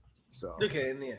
I just see people on Twitter talking about it being ass. So, but I get it. If you keep up with those movies, you gotta catch them all like Pokemon. No, all I've been seeing is promotion. I haven't seen nobody bashing it except y'all niggas. Yeah, I'm good. I ain't gonna take the chance. Like, yeah, I ain't seen the first one, but I wasn't excited to see a nigga dancing down the stairs anyway. That's why when people tell me like I never been a Batman nigga. He's been my least favorite superhero to watch. Like the nigga's just a nigga with gadgets and shit. Like nigga, I want to see a nigga with actual powers do something, nigga. I'm sorry. Damn, like you sound like Batman, a nigga on the Justice League or something. Batman to me always been a nigga that just hanging out with the niggas that's them niggas. It's like, nigga, what you doing here, yo? Like, oh, my car's fast enough to keep up with you, Flash. Like, oh, nigga, get your ass out of here, nigga. Nah, Batman. Well, you sound like this sound like some shit Ace Vane would say. No, because Batman be doing some like, no, I don't fuck with Batman. None of his villains. Nah. I don't know. Batman got some Joker cool, but that's just because he a crazy nigga that just scream and do wild shit. Like that's not. Nah, this shit kind of low key ruined Joker and like Harley Quinn. Like I don't want to hear from them niggas like in a minute. Him like a mental health advocate instead of what he really was a deranged criminal, nigga. There's been different variations of Joker. Like both the like this one, this we're trying to make a sympathetic one for like incels and fuck niggas. Can we do a quick poll real quick of which is the best Joker? Because I think the fucking Dark Knight. Like I mean, that's the obvious choice. When they said there was a debate, they know. Man, fucking Jack Nicholson better fucking Joker, nigga. Fuck I disagree. Nigga, you just had to be there, nigga. You probably seen that shit when you was like Of course, you 18 go to some years shit old. in '89, nigga. Nobody's seen problem. that I shit, mean, nigga. listen, he's a great Joker. The problem is, and my little personal thing is, Jack Nicholson is the Joker. Jack Nicholson was just playing himself in Joker costume. Like he didn't become like Heath Ledger became a different fucking person that really. I don't care about that. I'm just caring about what was entertaining. Like Heath Ledger, he was okay. Like it was cool. It's just the thing is, like the difference was like Jack Nicholson played the Joker, but it was a Batman movie. Heath Ledger played the Joker in the Joker movie with Batman. That's the difference. It's like they made this nigga. It's like they literally wrote that movie for this nigga to shine. Batman was like literally an afterthought for that movie. That's true. Whereas Jack Nicholson's wasn't Batman was trying like to second villain was at least equal. He was wasn't Batman trying to lay low in that movie? He was an afterthought because he was trying to lay low. Hold up. Heath Ledger's Joker was so good, he made him an afterthought. Nah, nope. Look at the scenes, bro. But Joker got like all that. Come on, bro. Like, look, and this isn't like this happens with Batman like all the time, where a lot of his villains outside him or get more screen time. It's just this is like the best movie to do it. And it's almost like they really leaned into doing it. Like, yo, we're gonna make Joker like the best villain, best ever. Like Batman, and look who they gave him for fucking the chick in the movie. Like, come on, like niggas weren't treating Batman serious in that movie, son. Stop. Look, I feel like the nigga that played Joker in Suicide Squad did a good job too, because he recreated the character, made him his own. No, yeah, I was like the Machine Gun Kelly Joker of Joker. Yeah, that Joker was a little bit overrated, only because they butchered that movie. They cut probably all his best shit and it's left on the editing room floor. Oh, for real? You talking about S Squad? You talking about Jared Leto Joker? Yeah. You talking about the Suicide Squad? That Joker was ass. The Suicide Squad. That shit was raw to me. Like I like the little club Joker with the chains and shit. The ring. Nah, Suicide Squad should have been better. I felt like that shit was ass. No, like that's the thing with DC. I don't want to get too much, but like with Justice League could have you could have built more branches off. You know, like dark. You could have like made it like MCU. You had enough people for it. You know what I'm saying? I know like. But it should have been a better, you know, fleshed out, you know, just with more of the characters that DC had to offer. You know what I mean? I don't know. I mean, it was just hit or miss. Niggas in the loop. Cause Justice League, cause like all you had was Wonder Woman, Aquaman, Superman. And you try to make a Justice League where they keep the same three niggas. Marvel had all these niggas that we cared about. You know what I'm saying? That they had and then they started just giving you anybody. Like they was worse than the Wu-Tang with that shit. Like Marvel, everybody started getting albums and shit. Yeah, Ant-Man. Like, yeah, I don't know. Give a fuck about Ant-Man. The fuck kids about Ant-Man. I ain't dude. Honestly, bro, like if you was to say like yo, little like middle school Shutter, if you would say, hey, if you could get any type of Marvel movie made, Guardians of the Galaxy, fucking Ant-Man, shit like that would not be on the list. Nigga. Like, no, when I was young, Fantastic Four was the shit. You know what I'm saying? That's what I'm saying. Like, but they always they make Fantastic Four movies be trash though. And X-Men, X-Men was the king. The Avengers were looked as like more like a extra story. But you know what I'm saying? Avengers was like. Yo, let's put all the niggas who really can't sell on their own, and let's just put them in a group. Like, I mean, the Hulk is cool. You know, he been around. You know, but Thor ain't really popping. He ain't got no cartoon. Yeah, Iron Man got no cartoon. Maybe because to me, the Fantastic Four always came off like just a band of merry misfits that just didn't work and wasn't interesting enough half the time for me. Yeah, so it was just like, okay, whatever. Nah, but the cartoons and the comics hit though. That's the thing. Nah, it was like the popular kids with superpowers. It's like, oh damn, y'all niggas got powers too. Oh, it's just they didn't know how to write it for the movie for whatever reason. It's like Fantastic Four is super simple. 4 niggas go into outer space, get powers, let them fight a rich motherfucker with a mask, or let them fight some alien nigga that like drink planets. Pause. I ain't gonna lie, the Silver But Surfer. they never could was just do that shit. dope. The Silver Surfer was dope. And that's another. It's like they have all the elements, but they just never. It's like a coach that can't control his starting lineup or some shit. They got everything you need, but they just fuck it up. But hey, yo, hold on, yo, Pilot. How you the transition real quick? How'd you feel about the Ghost finale? It was kind of ass. I ain't gonna lie, it was kind of trash. Like I mean, like it was par for the course. I feel like second season it picked up in second season real good. You know what I'm saying? But I feel like I kind of want more, but I don't know because the way it ended, it's like he's gonna cross over with Tommy or something, right? And then you know what I'm saying, spoilers. But when he gets a phone call in the end, it's like because in the end he starts, which is him, Braden, and Effie, and it's like you're back at square one. Like no, he's running shit. No, he's just telling them niggas, hey, you hold that down. And remember, Braden's not a partner no more. He demoted that white boy. He just pretty much was like, hey man, nigga, your nose need to be in them books, but it's in that candy. And we can't move like that. You can't be a partner like that, nigga. You a basehead. It's basically like Tommy, Ghost and Tommy in gentrified version, right? Because Tommy was on the coke too. I mean, Tommy held it down. but Tommy was more valuable than Braden, and Tommy was more like a partner. More like a partner, yeah, fair, yeah, more like Tariq made this nigga Julio.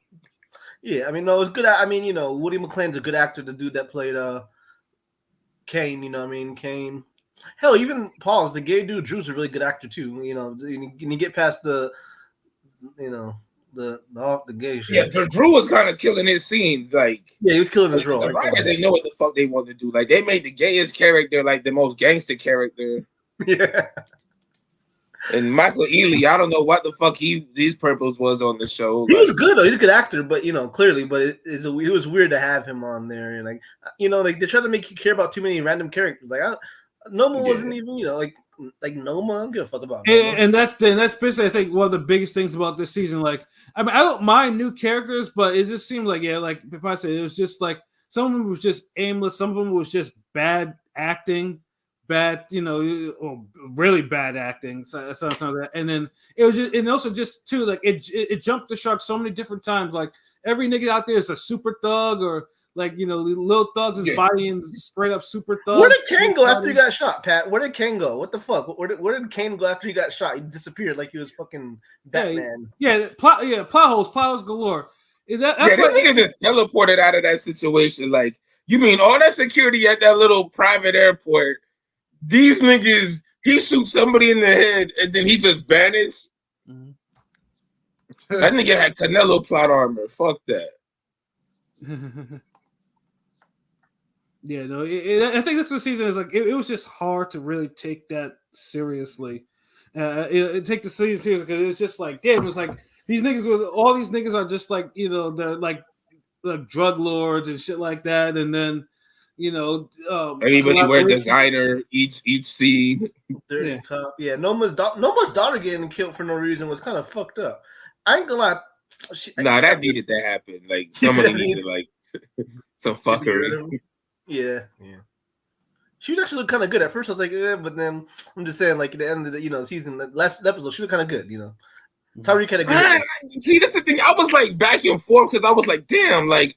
Shorty got like this strong like face, like her face is like strong as hell, but I don't know. Like, hold on, for a nigga that's never seen Power, was all 300 of these episodes? Was it worth it for this finale, nigga?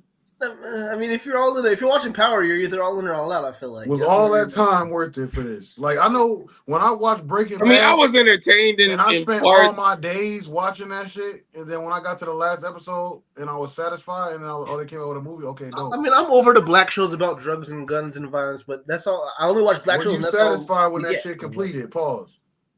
I mean, I was indifferent. I was like, okay. Yeah. Well, what do you think? It wasn't like I finished watching a great series. What do you think of it, Shutter? Do you think we need another spinoff or a crossover with Tommy? Nah, I'm done. Like, look, just keep on with like Raising Kanan.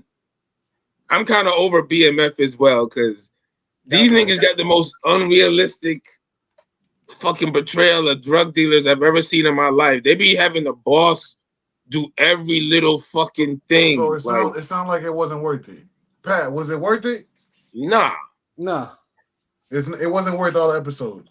Well, no, I mean it's basically this season felt like it was the writing was just it was just all over the place. It wasn't like it wasn't linear. It doesn't like basically it was just going through one. It was just a lot of different things happening. Oh, but what I'm saying, did they like string y'all along for like a ride that didn't need to happen and it could have been done this? No, it already went off the rails way before the finale. Years ago. It was just getting worse, and because you just wanted to see it finally end like that. That's how they got us with the shot, because we just waiting for the shot to end, but they just keep coming out with more episodes and more seasons. So it's just you kind of just like, oh, okay, you kind of already invested, but at least with this shit, it's like they could just dead this storyline. If they add other niggas, they'll add them into shows that are already running, but that might make the shows worse because like Tommy's spinoff is like fire. Yeah, that's and Tommy. The Tommy spinoff, the first season, it was like, it wasn't anything home to write about. The second season was just, I don't know, it was flames. I was like, okay, like someone is motivated. Yeah, the second season picked up super fire late in that season. Yeah, see, the first season was like Cannabis' first album, but then imagine Cannabis dropping It Was Written for his second album. Yeah, that's like the second season of that show. Like this, Cannabis' second album was dope too, nigga. But not like dope like this second season, nigga. Like, but like it's easy. But the whole point is like it's better than the first season by like crazy much. Like the first season, niggas was gonna damn fucking cancel. Like niggas was gonna quit watching it. Matter of fact, everybody I knew stopped watching the show. I was like the only nigga who just kept at it like fuck it. Which one? And Power? by the second, Tommy? Yeah, Tommy Force. By the second episode, I'm telling my sister, I'm telling Pat, telling you, I'm like, yo, y'all gotta fuck with this Force. Like, yeah, like better. This shit's different. Like, it got way better. Too bad last season isn't that, next season's the last season for that shit. I think that should need to only be 3 seasons. Like, yeah, I'm tired of niggas like running shit into the ground. Like, most shows only gonna be good either for 3 to 5 seasons. 5's the max. When like the jump the shark. 5's the max. Yeah. Because wait, this Tyreek was what? The 5th season for Tyreek? This was the 4th, but their writing is so horrible. It felt like the show could have been done in the second. It felt like the 6th season. That's like what they felt like. Remember they split the season up and like the shit up too. Yeah. It's just crazy, bro. But like, yeah, like I'm kind of over. I mean, like, shout out to 50 getting black actors a spot. You know what I'm saying? Yeah. Tariq had an elite hit list of chicks, and all that. But yeah, I'm over. Like, I want to see a new type of show from 50. Like now, yeah, the whole Power Ghost thing right now. Like they can wrap all this up and like, okay, that's that, and like I don't want to see a spinoff or anything like that. I just want yeah, because I mean, truthfully, because I think now just taking Tariq as a super thug, I'm just like, yeah, I can't do that no more with that guy.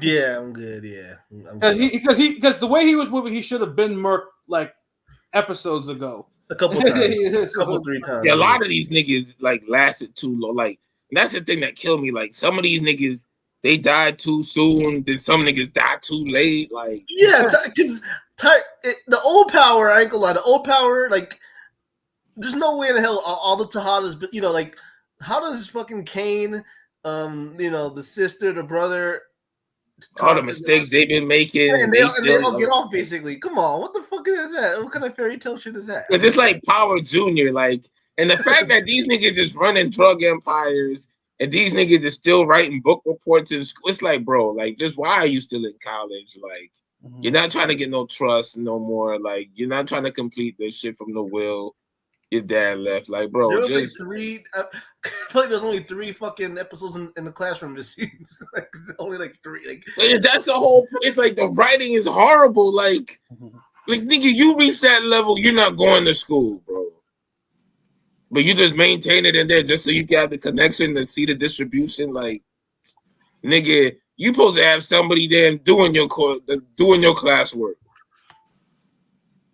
He's supposed to have some little bop doing his classwork. Yeah, Nigga, like what's the thick? What's not Cash Doll? What's the thick rapper? Keisha. light skin Keisha. Oh yeah, she just disappeared on the show randomly too. And shit. Yeah, they ain't show her enough. I don't think they showed her all the last episode. No, they didn't. Yeah, they wrote off Lauren. Like, remember they wrote off the girl from Everybody Hates Chris so terribly. Like, what the hell happened to her? Yeah, remember they showed you like they wanted different managers and shit, right? I mean, no, they showed her like going to like her family's house or some shit. I forgot, but she just kind of disappeared. It felt like with no mention. She want nothing to do with the Brayden no more. No, I'm not talking about her. I'm talking about because Brayden's dumbass telling I killed that guy that was bought that. Yeah. No, I meant Lauren, the light skinned girl with the big lips, from Everybody. Oh, nah. Once she got cleared, like she ain't trying to deal with these niggas no more. No, yeah, fair. I feel like they ain't say nothing about that Esquire ass nigga who from the little book story. Once he got murdered, that nigga died or not? Remember, because they said he didn't. Obviously, I think he died, but you know, that nigga just ran like it's like this is horrible writing, man. Like 50, just keep going with Raising Kanan. Keep Tommy like on his show, like finish his season.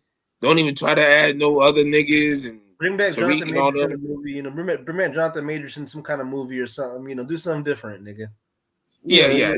Do something like you know what I mean. Like so do a horror series, something sci-fi. I don't know, mystery, but something just not with like drugs because it's like. He turns every drug thing into some damn superhero, like he put it on steroids, like it's like Wire, Omar from The Wire on steroids every time. Yeah, it's like nigga just tell a hood story. It's like he can't tell a hood story without ODing on like the whole like Dr. Dre coming in the studio beating niggas at like stop like the super thug shit like Nori, yeah like. What? Like, come on. Like, he OD on that shit. Like, do something else. Like, I mean, he ain't as bad as Tyler Perry, but it's just, it's getting there. I'd rather watch Pretty Tyler Perry, but if I have my choice, I'm probably not gonna turn to watch both. Really? Yeah. I mean, I'm always gonna watch some street shit. So, what pilot LB? What would you actually in number like for rating 1 through 10? What would you give this season, this last season of Power Book to? 5. Top 5. I would give it a 5 too. Yeah. It wasn't. Yeah. It wasn't. Yeah. Season 2 was a legit. I don't know what we gave it season 2, but I remember like a 9 or something. I swear like a 9. I think season 2 probably peaked. Like this show still needed Lorenzo. Season 3 was like a 7 or 8. I mean, like significantly better, and it wasn't that good. I swear. You know, this season was just trash. Yeah, season 2 was watchable. Like it was very watchable. Yeah, season 2 was really good. 3 is when it started losing it because it's like Noma. It's like once they should have kept Mecca, like Lorenzo, like it's had too much of Noma. And her bullshit get boring fast. Yeah, I didn't give a fuck about Noma. I mean, and what was Method Man's fucking Noma randomly just to get? Yeah, that's what I said. It was just like she was fucking everybody, like Kane, Method Man. You know, it was just It was just like I said. It was a whole lot of things that were, things were just like not like flowing the way they need to. Like it wasn't like A to B to C. It was like A to F, then back to B, and maybe to I. That type of shit. Like it was, what W? Yeah, you know, it was all over the place.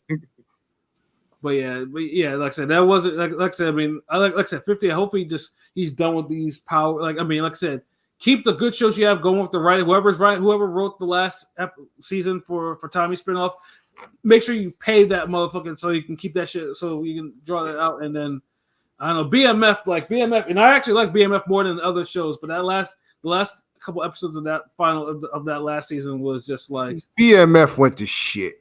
Yeah. I'm afraid King P is right. Like BMF totally. Like if you start the first season, looked like we was gonna get some classic shit. It had some promise. The first season was great. After the first season, it just went into a nosedive, and I was just like, nah.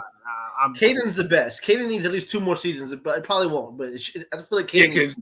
because BMF's second season, it was fighting early, like it was trying, but then it just like the fuckery took over and it couldn't help itself. And it I just mean, it was couldn't let up. it was fighting, but like you could kind of tell it was a losing battle. It was a little. I was like, it was like, let me see, it was like an Abel said, like what's his name? What's his name?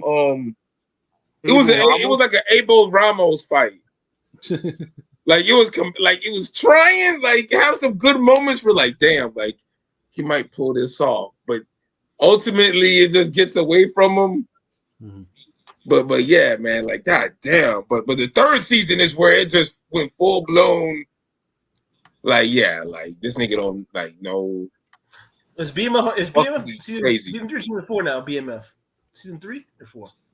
I think season 3 just ended, right? Damn, yeah, that's just trash.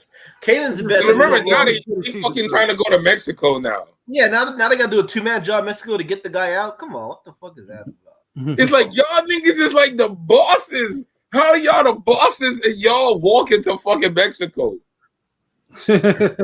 Also, like, yeah, man, like, I wonder what cool adventures we gonna get into next time. Like, yo, what the fuck? Like, it's like that type of shit. Like, this nigga doing cartwheels at the fucking jewelry store, they shooting niggas. Like, it's like these niggas is just do. It's like 50 Cent get into some cartoon shit when he get into this drug dealing shit, man. Yeah, he do. I don't know if it's real life shootout experiences were this entertaining or they weren't, and he's like, fuck it. My experience, this shit ain't really entertaining like that. So let me kind of spice it up. I mean, he already did get rich or die trying. You gotta make up some shit now. Yeah. And get rich or die trying. That shit, like, So I guess you're right. He had to, because them niggas fighting in the shower wasn't it. Yeah. So yeah, like if that's your real life experience, no. Like some niggas just can't make movies, bro. Like they can't. Yeah, like some niggas can't draw from real life experiences for their movies. They might have lived an ill life, but it's not something you want to see done, or it's not movie watchable, or they can't tell it in a way where it's like, everything is watchable. It's just how it's written.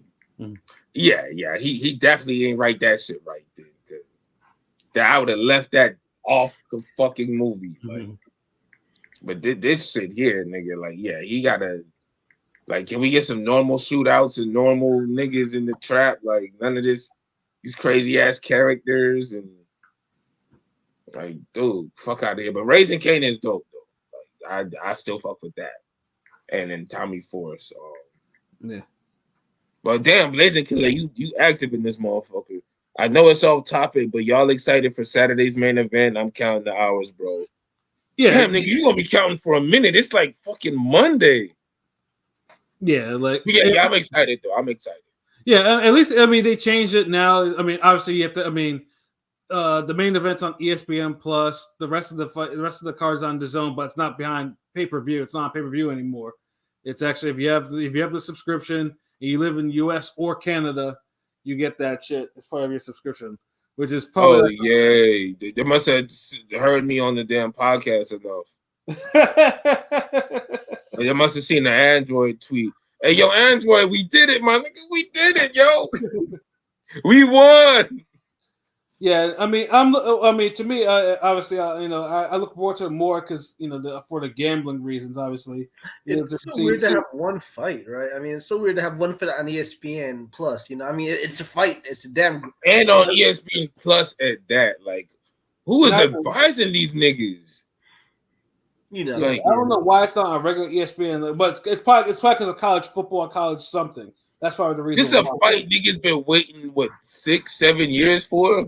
At least, yeah. College football is the biggest thing in America. Like I said last week, they don't care about. Oh yeah. Like two fucking undefeated Russians ain't no big deal for over here. Like I get it. Yeah, that's why it's on ESPN Plus. It's like unless it has college football pay for them spots, yo. They don't play with that shit. Yeah. They're not letting nobody, no UFC, no boxing, no fucking Kentucky Derby, none of that shit get in the way of their college football. Yeah, pretty much. That's Niggas got them time slot. They got them time slots locked. They want all the viewership and they want all that money back. Because remember, they're paying students out now, so they making sure these contracts is right. No, I know. I guess I told LB last week. They don't care. ESPN doesn't really care about boxing. Like, I always hear rumors about them. They might be getting out the game, and it seems like they don't give a fuck. So that they might soon. But see, that's the thing. Like, it's a bad look for ESPN because you're like, can you truly be the ambassador of sports as a whole, and you don't cover boxing, or you don't even show boxing? Like, y'all because they had boxing forever. I mean, it's not. forever, It's not on high on their priority list. I think. And it's gotten so low. It's like, do y'all not want to have it at all? But I could understand. That's why somebody else needs to really step up. Though. But there's a reason they keep it, because I mean, I felt like, okay, between when they had the Friday night fights, was there ever a time where boxing was not on ESPN since in the past 20 years? No, they ESPN's had airing boxing for like since the 80s. The 80s, I know, but I'm just saying, like, I don't know. I feel like there's a reason why though. The money, there's something that's still drawing to it, or they would have been cut it, right? I'm just saying. Yeah, but then again, HBO that's the thing. It's like they're not giving it priority. They give it less priority. Like, it's almost like they treat it like they're doing us a favor. They're like they know there's niggas just like 60 years old who was in the prime of their life watching it back in the 80s and shit. Mm-hmm. So it's like a lot of older niggas still be watching the shit. Like, they're don't care. It's hoarding content. I'm gonna call it what it is. Because ESPN has enough boxing content where they could really just dedicate one full channel to boxing. You see remember how they have ESPN Classic, ESPN News, ESPN West, ESPN 2, ESPN 1, ESPN 3, when you have all the package? Yeah. Like, nigga used to have DirecTV. Oh, that shit did disappear, didn't it? With all that, you can have ESPN Boxing. You really could have because boxing has too much of a history, especially in this country. Like, don't get me wrong. Like, I feel like you could do that with basketball and other sports, but for some reason, I just think more people would rewatch boxing than they would any other sport. Yeah, and Fight TV has too much different combat. It's like they got fucking car wrestling in there, like. Yeah, like, dude, boxing is enough. It's too much different combat because boxing needs 24-hour coverage. You can't have a fucking UFC fight, kickboxing, martial arts, taekwondo, all on the same. They can't share because what's going to happen is if you let boxing share, they're always going to start deferring to something else. If you say, look, I'm going to do 50% for UFC, 50% for boxing, after 3 months, if you don't have the right people, somehow it's going to turn into 60% UFC, 40% boxing. And then 70, boxing needs its own thing. Right. Then, like you said, you're right. Then 70-30. Then pretty soon it's going to be like boxing on ESPN. It's going to be like little 10%. Like, okay. Yeah. I guess we have to talk about this highly anticipated undisputed light heavyweight title fight between two of the sports pound for pound best fighters, two of the best light heavyweight champions ever. Yeah, fuck it, let's give him a 2-minute spot. The winner of this enters top 3, top 5. Yeah, the winner of this, is going to be one of the greatest or one of the best light heavyweights of all time. Easily top 3, top 5. I just, yeah. And they're not treating it like dude. This is the equivalent. Their promotion is the equivalent to like, well, what's that shit where there's like, here, nigga, damn, like y'all been asking for it. Yeah, you got this motherfucker from Saudi Arabia to finally finance it. Whoop de whoop, like here, nigga, damn. We took it off pay-per-view. You happy? Because remember back in the Mauricio was like, no, I can't. You can't. Two Russians, because of the war, Russia and Ukraine, I'm not doing it. But when that was cool. When big, quote unquote, big Turk, pause from Turk, because I know it's weird, but you know what I'm saying. Like when he entered the picture and dropped that dough, Mauricio Suleiman's like, let's get it, let's do it. What war, nigga? Yeah, that's why I don't like these motherfuckers being so influential to shit. Like, a country and it ain't his fault. The goddamn country, they fault. The country's going to war. He's still a champion. Ain't like he lost a one-on-one boxing match over there, and niggas just like, damn, you really shouldn't be the champion. Like, I seen you lose the fade at the bank over there the other. Like, no, like, and then with the video game shit with Ryan Garcia, so it's like niggas just get to just meddle into anything, man. It's like I'm like, nah. First, next thing you know, they're gonna be on some like, well, I don't think you need to appear in this Yip Man Part 5 movie, nigga. Like boxing is its own martial art or some shit. Like, shut the fuck up. Right. Like, well, I don't think you should be in this rap video, nigga. Like, what?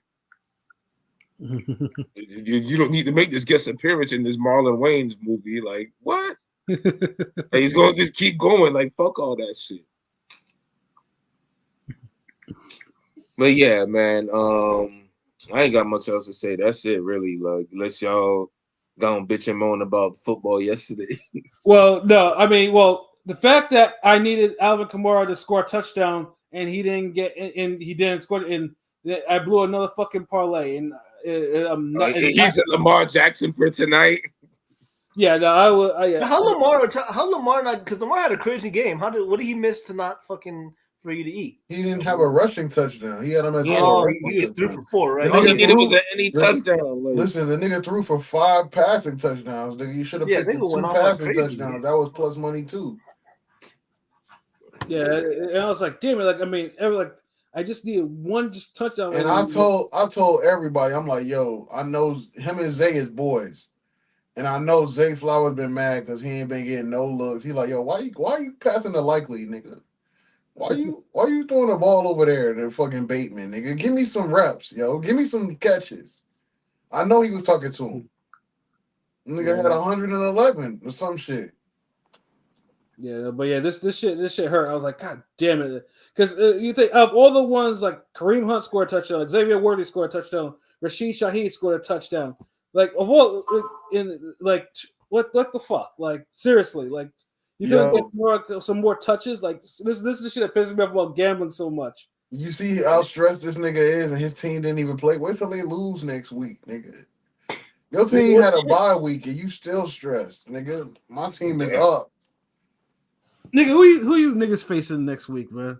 Nigga, we face the bitch ass Jaguars in London, nigga.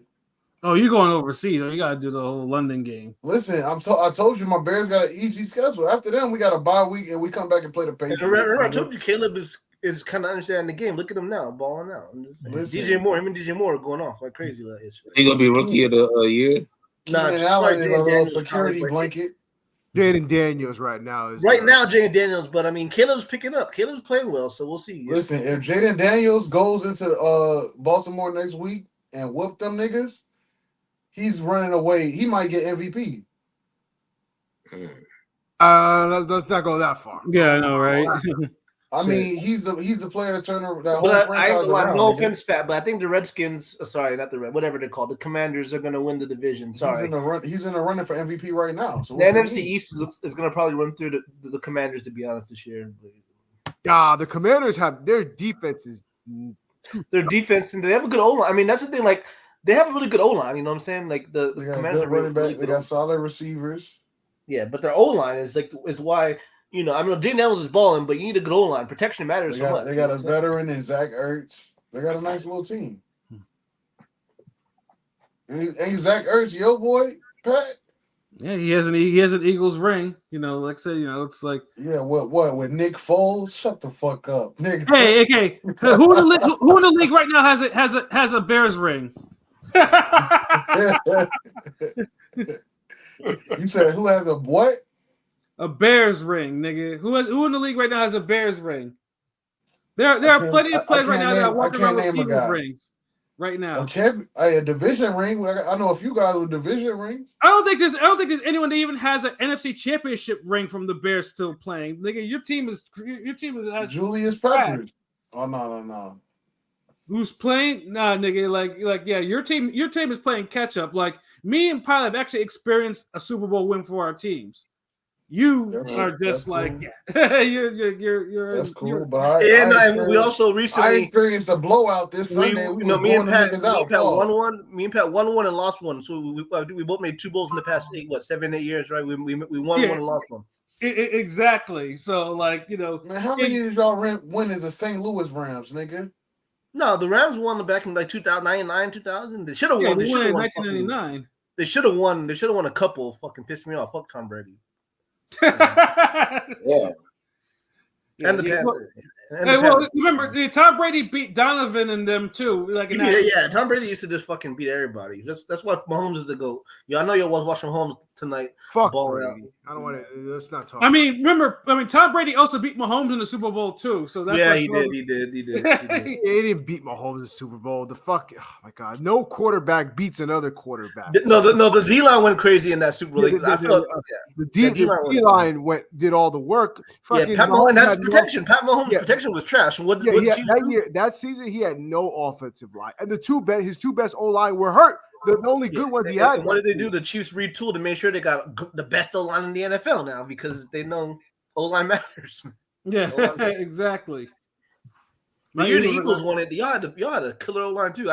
O line matters so much. You know, I know quarterback gets all the praise, but protection matters so fucking much in that. With all Well, that. honestly, you know what? And I just want to say this because I tweeted about this earlier, and I'm standing with it. Like the fact that the Vikings are 5-0, and really a real reason for that is because they're not paying fucking Sam Darnold that much. Sam Darnold is making like $7 million a year, I guaranteed, and that gave them the. Remember, JJ McCarthy was the guy. They gave Sam Darnold, they get that small contract, and now it gave them the flexibility to build and to stock up on other places in their team, and now they're a more well-rounded team. Meanwhile, all these other teams, you know, they got all these quarterbacks on these big contracts, and they can't pay anybody else. They can't put anything around them, and they're struggling to win games. And some of these quarterbacks. King P, remember Sam Darnold? Like, look at Burrow, Joe Burrow. Like Sam Joe Darnold Burrow was supposed to be the fucking veteran backup for like JJ you know, McCarthy. people are giving Joe Burrow love. You know, Joe Burrow is, you know, he's not losing their games, but he's getting paid so pay much. the backup. All I'm saying, the backup's not supposed to get paid. He's supposed to be the backup. He's not supposed to be playing right now. All I'm saying is this shows how, to me, the quarterback position is overrated in terms of like its importance, because there's only like 5 quarterbacks that should be making as much as they do. Everybody else is making way too much, and it's showing because they can't win games because there's nothing else around. Dak Prescott, way too much. Well, I mean, he did carry him. He did kind of Lamar getting paid what he's supposed to get paid. Lamar, Joe Burrow, Mahomes, those 3 definitely are. Josh Allen, Stroud. I think Josh Allen, Stroud probably too, to be honest. But CJ Stroud's on a rookie contract. He's on the rookie. We'll see. He's not getting paid anything. Trevor Lawrence should be locked up for robbery. Yeah. Him and Daniel Jones. Come on, man. That's exactly what I'm talking about. Signed again for they gave him $50 million. Like, bro. Like, how do you throw more interceptions and touchdowns and you get re-signed for an extension? Like, who the fuck is that nigga's dad? Must run that fucking be a white high top pick quarterback and not be terrible. not be completely terrible, you know, like not, you know, at least, you know, because of the playoffs. Come on, dog. There's no way he has to know somebody over there. But it is kind of crazy. No way you can. There's no way you can be that trash in New York and then get re-signed. Niggas would have look how they ran fucking what's his name, Zach Wilson, out of town. So I'm looking up right here just for shits and giggles. They ran that nigga out of town. Hold up. The top 5 highest paid quarterbacks right now in the NFL. And this is going Dak Prescott, Kirk Cousins. Hold up. This is going by their average annual value. So number 1, Dak Prescott, $60 million. Number 2, Joe Burrow. 3, Trevor Lawrence. 4, Jordan Love. And 5, Tua. Like, bro, like. Yo, Green Bay jumped the gun with Jordan Love. Like, come on, nigga. The nigga played 6 good games, and y'all niggas gave this nigga $200 million. And I think Jordan Love is a good quarterback, but they paid him way too early. Their only saving grace with Jordan Love is that the rest of the team is young. So the rest of the team is like kind of on rookie contracts because they're young players. So now once they got to pay everybody else, watch how. Which is dumb because they could have saved that bag and brought in some key veterans. Mhm. So we'll see. But I mean, we'll see. But I don't think Jordan Love's going to live up to that contract once they got to start paying other people. Yeah, he got paid and he wasn't looking like he kind of struggled. I mean, he beat my Rams, but my Rams is ass this year, whatever. But Yeah, but he also came back from an injury from the first game. yeah, from the first game, yeah. And he was, Matt Stafford is nice. Even though y'all Rams is trash, Matt Stafford is nice. Like he's always been nice. I'll say Prescott. I'm sick of Matt. Get us like Cam Ward from Miami. Get us a nigga just got y'all a Super Bowl ring, nigga. I know, but he's old and washed, nigga. I'm sick of that. Jared Goff and y'all niggas had Jared Goff and Todd Gurley and I mean Stafford to me, Stafford probably will make the Hall of Fame and shit. Just the numbers and everything. No, he will. Yeah, but nigga, I mean, you see like what he did in Detroit. I want McVay to have his own quarterback, preferably a young black mobile rookie quarterback. I want McVay to have his own guy before he, mold his own rookie before he leaves. Because see now everybody wants a black quarterback. Don't jump on a bandwagon because the Bears got one. I've been wanting that for the Rams, but whatever. Yeah, you see. Yeah, my team has been had the black Bears. quarterbacks. The Bears birthed black quarterbacks, nigga. Justin Fields, we give birth to that nigga. It feels playing good, even though he lost 2 in a row. He's all right, though. That nigga is nice. I've been told y'all niggas. Y'all said he wasn't gonna start. I told y'all he would. I had a feeling. Russell Wilson is faking hurt just because he knows that nigga's nice. Real shit. That nigga on the sideline. Hey, nigga, throw it over there. He giving tips and shit, yo. Justin Fields is nice as fuck, and the nigga can run for 60 yards a game. Like, who don't want that? Russell Wilson can't do that. Russell Wilson start next week. Them niggas throwing 3 picks. I promise you. Damn. Niggas trash. Russell Wilson has nothing. Why you think they kicked him out of Denver, nigga? They got a rookie out there killing shit. Bo Nix. Yeah, Bo Nix doing way better than Russell Wilson did last year. In 4 games in. Yeah, I mean, because Russell Wilson is washed, and we all know this. Like, quarterbacks that are washed still have a place as a starters on the team. That's the NFL today. But he's a rookie. Well, how is a rookie playing better than a Super Bowl quarterback? Well, who's a rookie? Bo Nix. Oh, Bo Nix. Well, no, Russell Wilson's on the Steelers. No, Bo Nix.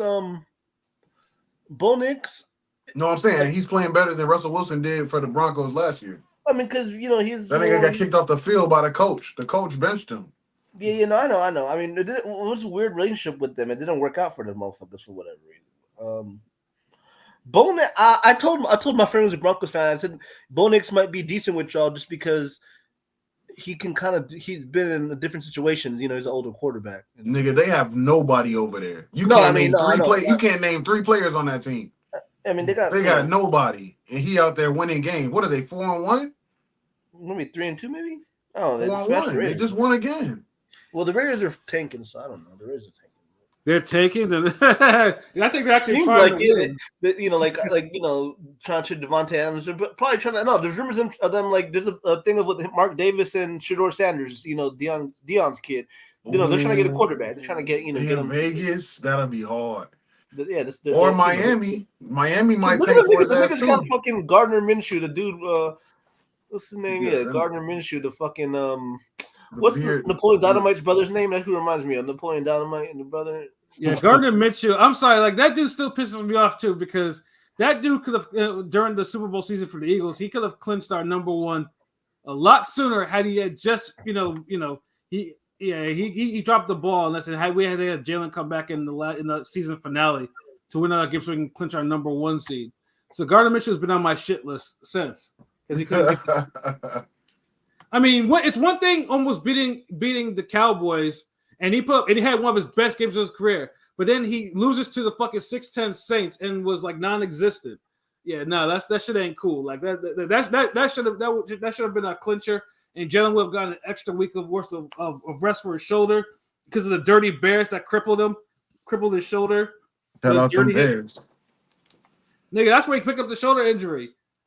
Like I said, that Super Bowl would have been ours if it wasn't for that dirty play from a Chicago Bear. Because they couldn't stand getting their asses whooped. Football's a brutal sport. Nigga, shut up. Injuries is part of the game. Yo, I swear, I push him in the headlock if he ever said that shit in front of me. it's a brute sport, nigga. Hell no. Hey, King P. Aaron Rodgers, y'all keeping him or what?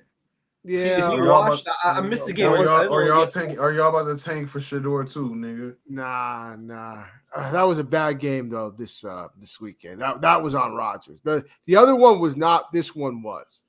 Yeah, I don't know. Garrett Wilson is dropping a lot of passes. I heard somebody say he was doing a Devin Hayes challenge. The thing is that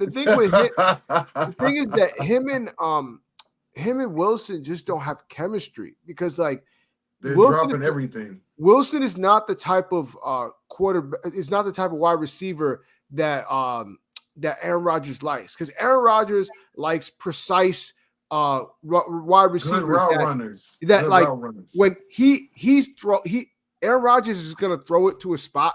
And he's always expecting you to be there, and he wants you to be there when he throws it there. Like, whereas he likes technical niggas. Like that's why he always gets Marquez Valdez-Scantling. Lazard. That's why he likes niggas like that.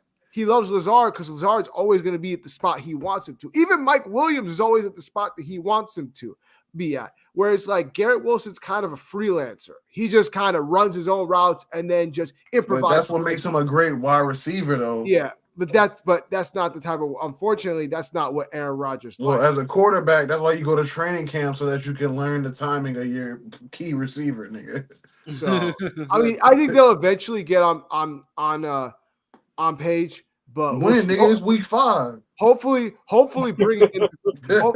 If we trade for almost over, nigga. I mean, if we trade for Devontae Adams, hopefully that'll help things. But we'll see. Nigga, Aaron Rodgers don't like niggas. No, him and Devontae are buddies. Devontae wants to come here. Devontae got away from him, remember? No, Devontae left because Aaron Rodgers was going to retire. So he should retire. Yeah, no, Devontae left because he didn't know the quarterback situation in Green Bay. Yeah, because they were legitimately thinking that Aaron Rodgers was retired, and he was supposed to retire actually. So, right. So he was like, "Yo, let me get out of here and go find me a quarterback. Let me go over there." So he wanted to play with his other friend, Derek Carr, who he played with at Fresno State. So okay, let me go play with Derek Carr. Then his boy got traded. Yeah, he traded to Vegas to the Saints, and now Carr left. So now Carr's. He wants either the Jets or the Saints are the top two, but the Saints don't really have the cap space to make it work. So what? He just not gonna play? Because I'm like, yo, this nigga is a fantasy aspect. He can't. No, they're not. No, the Raiders were the ones that decided to not play him. They made that decision. That's disgusting, yo. He didn't decide to do that. He didn't just wait. Listen, if a nigga requests a trade, you'd be like, all right, nigga, you still show up to practice. Well, to the team event. Still show up to the game, nigga. You still gotta work. But that's not how it went. They benched him before a trade even happened. Before any talk about a trade, they benched him and Max Crosby and injury, which wasn't really an injury, whatever. And then that's when all the speculation came about them trading him. And then finally, they asked if he wanted to be traded, and he said he preferred to be traded. So now that it's a mutual decision. So now they're trying to work on a trade. So, but I feel like something have to happen for them niggas not to let him play, because I feel like normally when niggas request a trade, yeah, you still playing until they trade you, nigga. You don't just sit on the bench collecting the check. But they benched him. He didn't decide to go on the bench and I'm not going to play. No, I'm saying that. Why would they do that? Why would they just lose games because of that? I don't know. Is the nigga not showing no effort when he plays, or like what?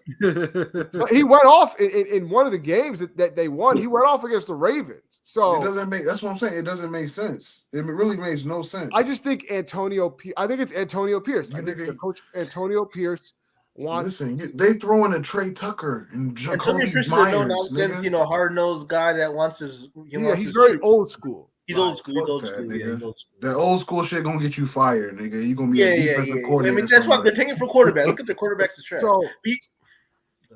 So I mean, we'll see. I mean, like I said, from what I heard, a trade is imminent. It should be happening within the next couple of days. Listen, play your best players. Otherwise, you're gonna be a lineman coach somewhere, some high school, nigga.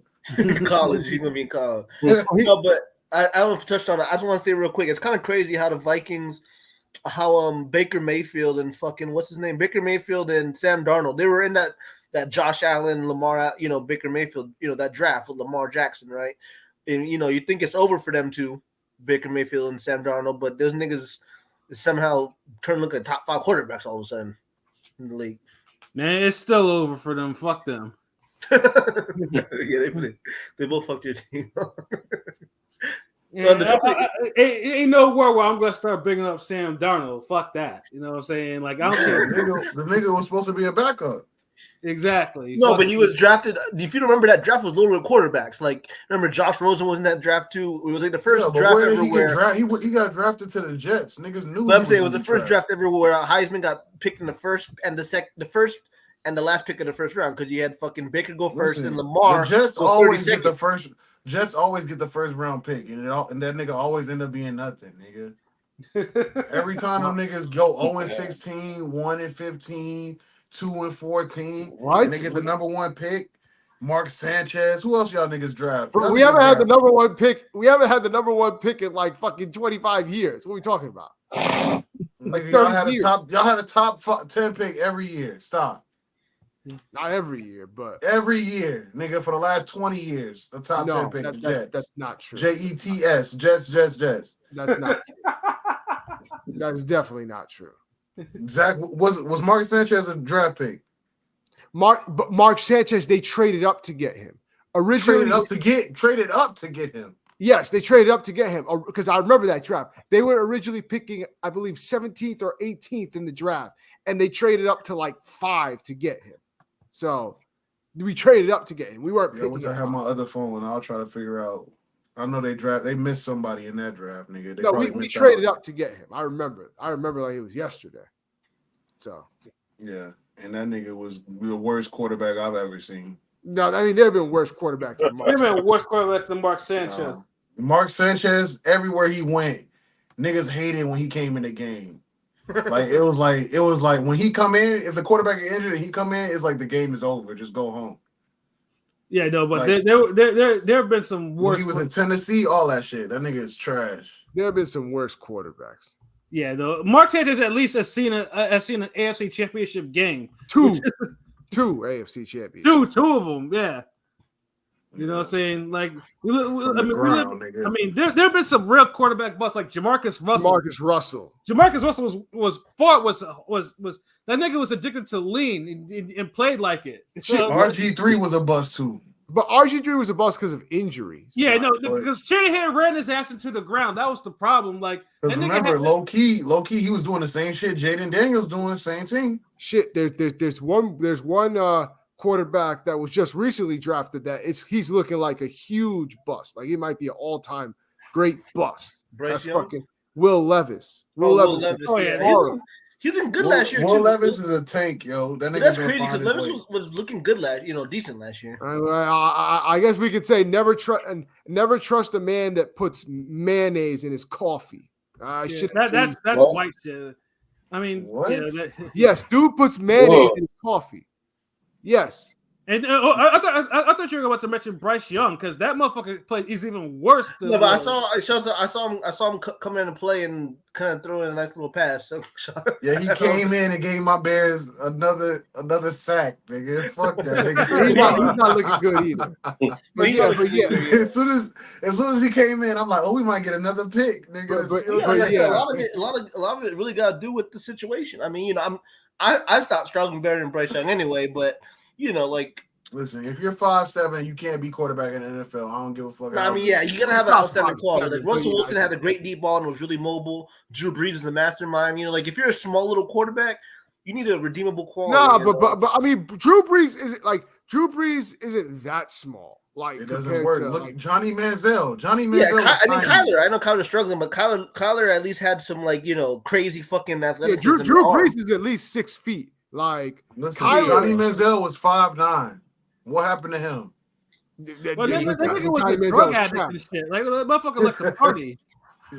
Johnny Manziel's trash. These motherfuckers like him, Bryce Young, Kyler Murray, like fucking 5'10". Like you can't see over the offensive lineman. Motherfuckers is like 6'5", 6'6". How the fuck you gonna see over these motherfuckers? And as soon as you throw the ball, all them 6'7" niggas put their hands up, deflect the ball, and you throwing 6 picks a game. Like it doesn't work. You have as a quarterback. When I picture a quarterback, I see a nigga about 6'2" to 6'5", clear vision. You can see the whole field. I know, but I'm saying when you're a shorter quarterback, you need like Russell Wilson. You know, they're a shorter quarterback, but they have redeemable Tall but quality strong, built like Ben Roethlisberger with the ability of like a Lamar, but not that extreme. You know what I'm saying? Like a scrambler that's big. Josh Allen is the perfect example of a perfect quarterback. Well, height, weight, scrambling, throwing, everything. Well, the average height for an NFL quarterback is 6'3". Perfect. 6'3". You got clear vision. If you're 6'5", you have an advantage. But if you're 6'3", clear vision. 6'3", 225 pounds. That's the average size for solid. Sacks won't hurt that bad. But when you're 5'9", 180, nigga, I can't wait to sack your little ass. Pause. That nigga is getting destroyed. That nigga, you know how that nigga probably feels after every game? Yeah. Like he's been abused all day.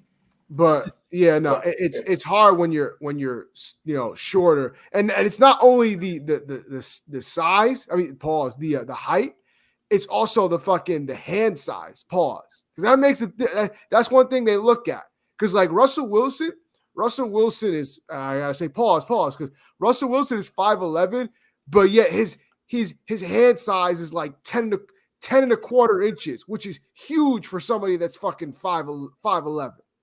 Like, so you gotta have like if you don't have at least 9.5 inch hands, they're not gonna want to take you because they're gonna wonder, well, can he grip the ball? Is he gonna be able to hold on to the ball? Because fucking Tony Romo, one of the things that reasons why Tony Romo slipped, Tony Romo's hands are really small. He's got like 8-inch hands. Pause. But like, which explains why he fucking fumbled all the time and fucking couldn't hold on to the ball because his hands are too small. Well, that motherfucker used to get shook. Like, all you had to do was say "boo," and this motherfucker would fumble the ball.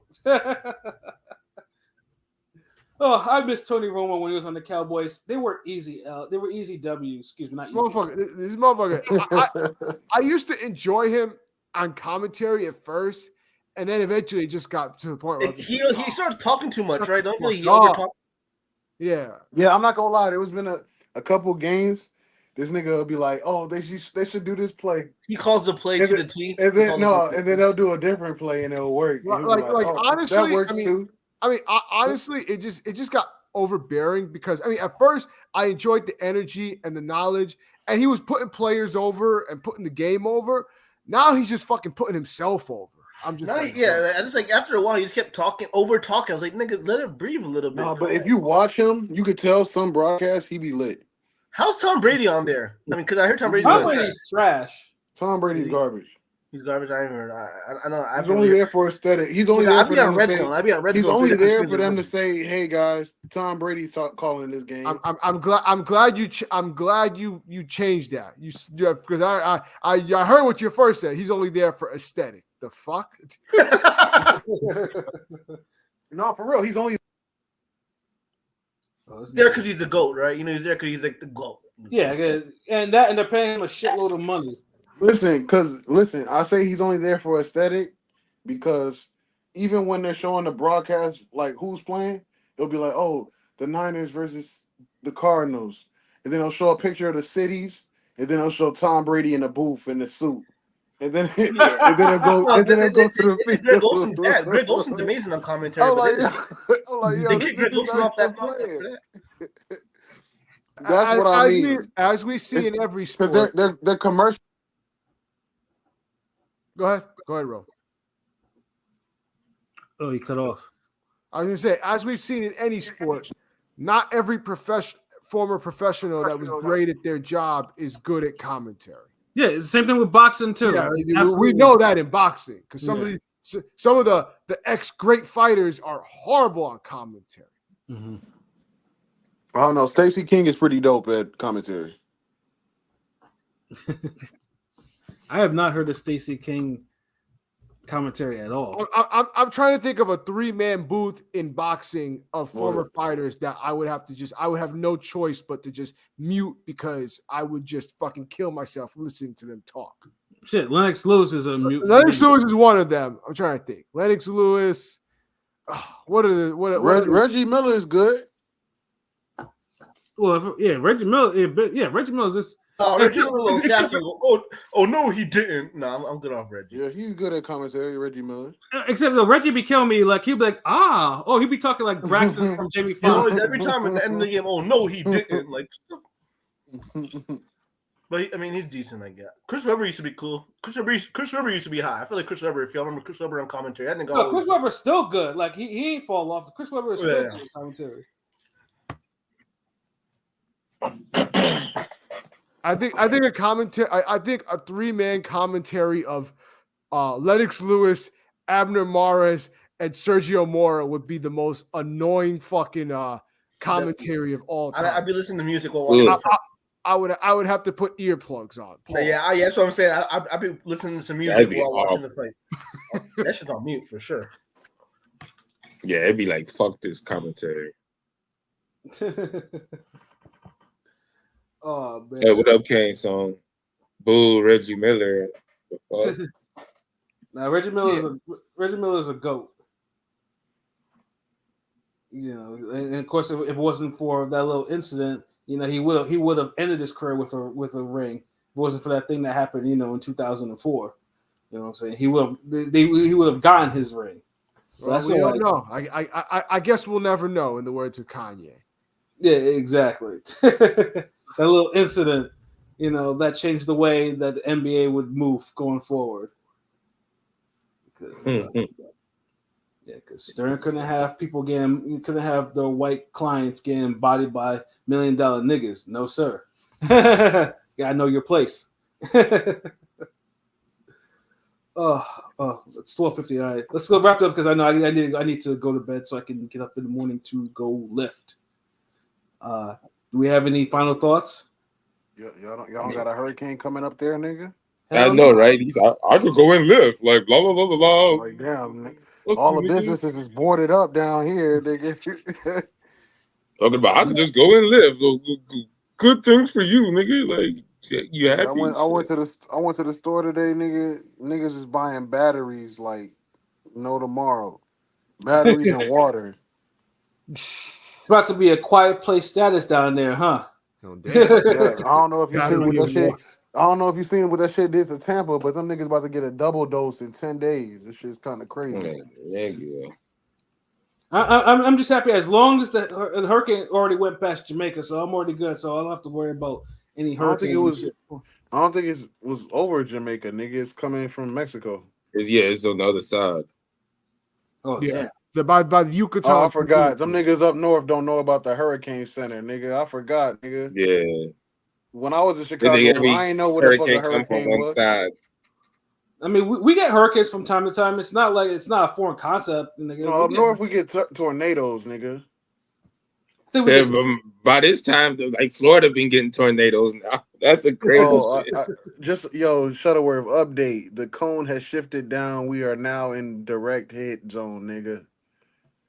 Fort Lauderdale is in the hit zone, nigga. Tampa, you're in the clear. I hope you stocked up on eggs. What the fuck I need eggs for? I know, right? I don't know. Nigga want to cook something. The fuck? Nigga, what the fuck I'm gonna cook with no power? Nigga? I don't know, nigga. You better get a generator. You better get, nigga, I got a Bible, nigga. That's all the fuck I need. Oh my god. That's all I need. This shit, they keep saying like when it like I think they was saying before. I ain't read up on it was a Wednesday. I don't know what's it. Listen, I was talking to some niggas at work today. They said, "Yo, Category 5 They said we should leave. It's pure devastation. There will be nothing left. I'm like, yo, why the fuck is you talking like that, nigga? But these were This old. fear These were mongering old shit, bro. niggas. These were old niggas, and they said they've been around since in '92 for like what is it, Michael or some shit. And they seen, Andrew. and they said they seen it, and they know that a category 3 destroys shit. So if a category 5 comes, it's really that's 160-mile-per-hour wind sustained. It'll Like, probably decrease down before it hits land. Like yeah, to maybe 140, nigga. Remember, it's Hey, over the Gulf. that Remember, shit might shift again, dog. I don't know. It's over the Gulf of Mexico, which is warmer water than the ocean water.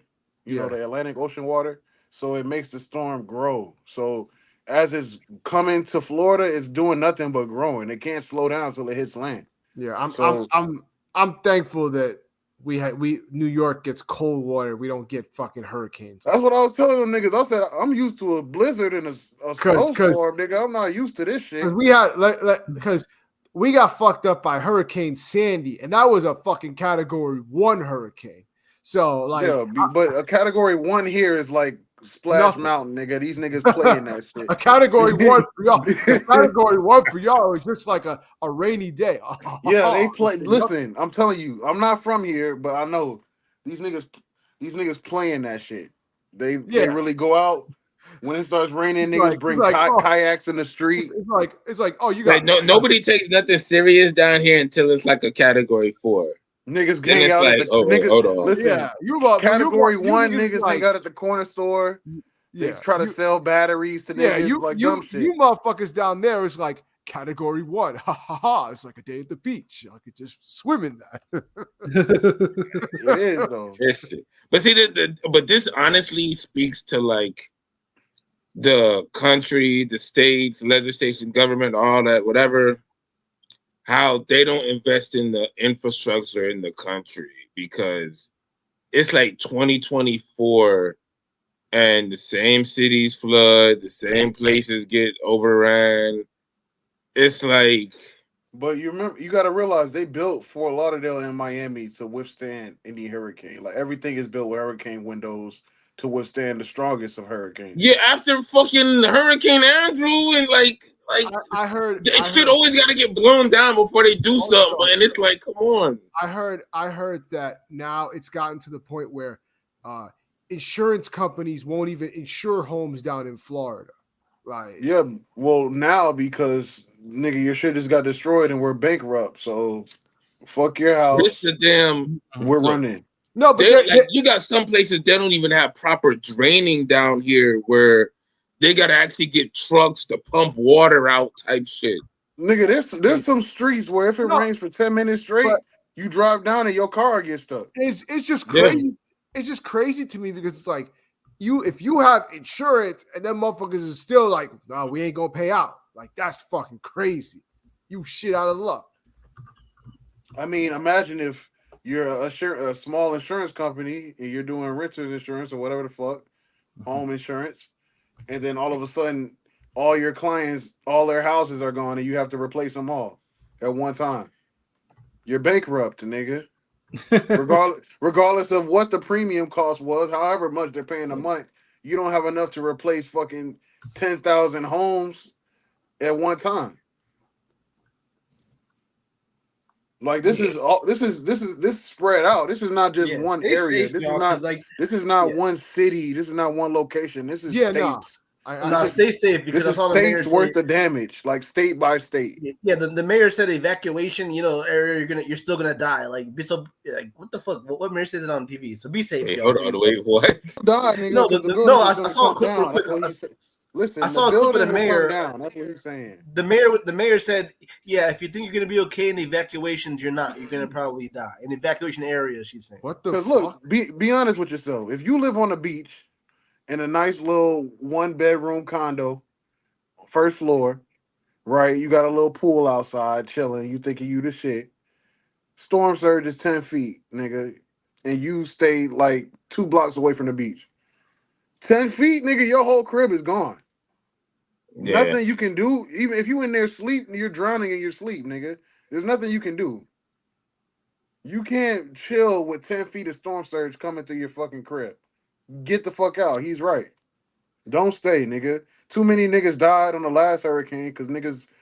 Remember, we know down here, but niggas that don't get hurricanes don't know how devastating the shit is.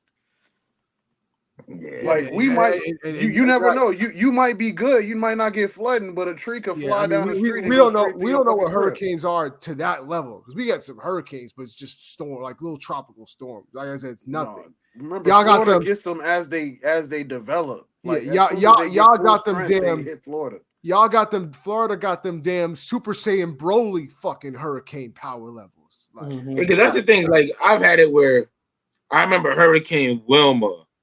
That shit took us out of power for like 2 weeks. And it was like the first week, nobody was going to work. Everybody was just living on the streets, just doing regular shit.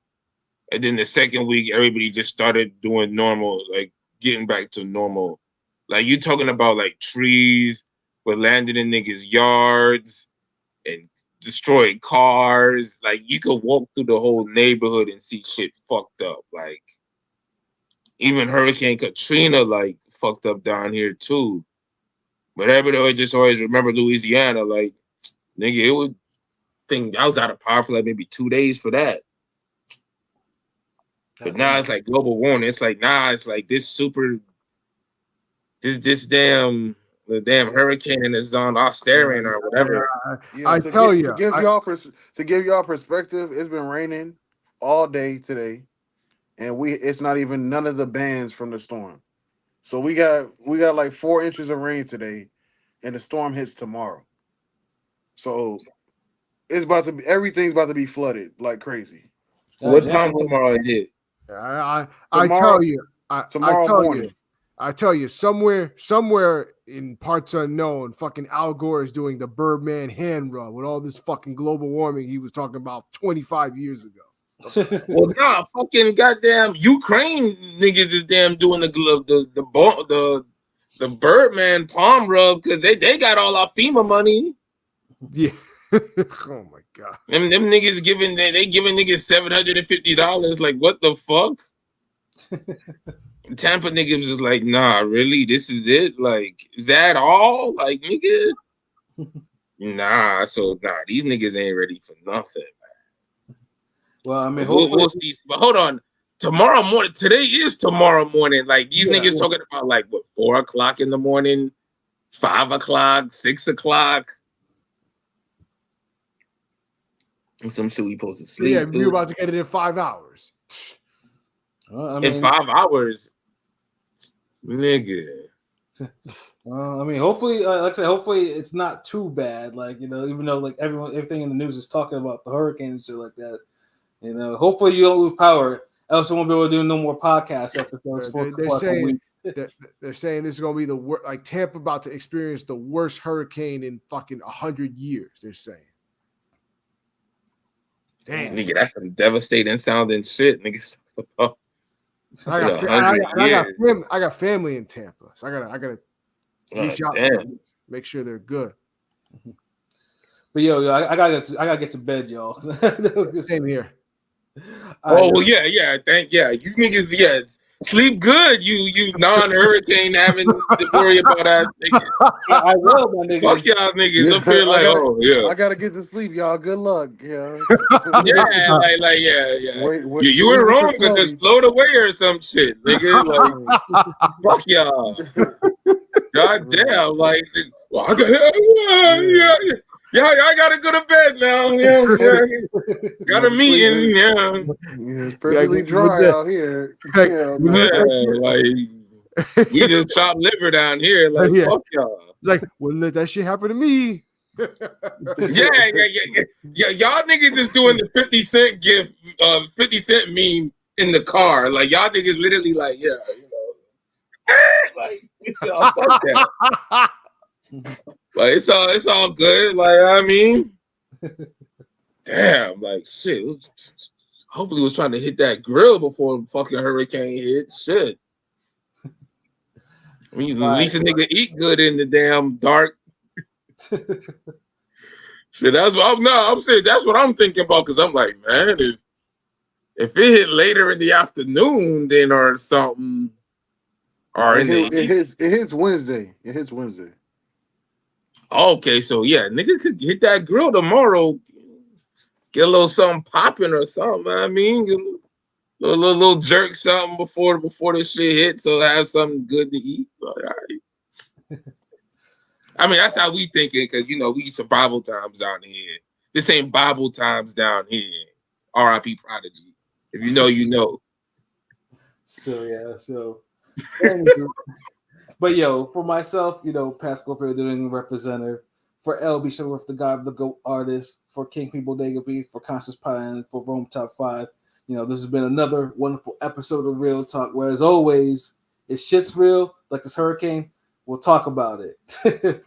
So until next time, peace. Nigga, we at the platform for hurricanes. This shit keep going to level 1, 2, 3 for niggas, stop. Y'all niggas is the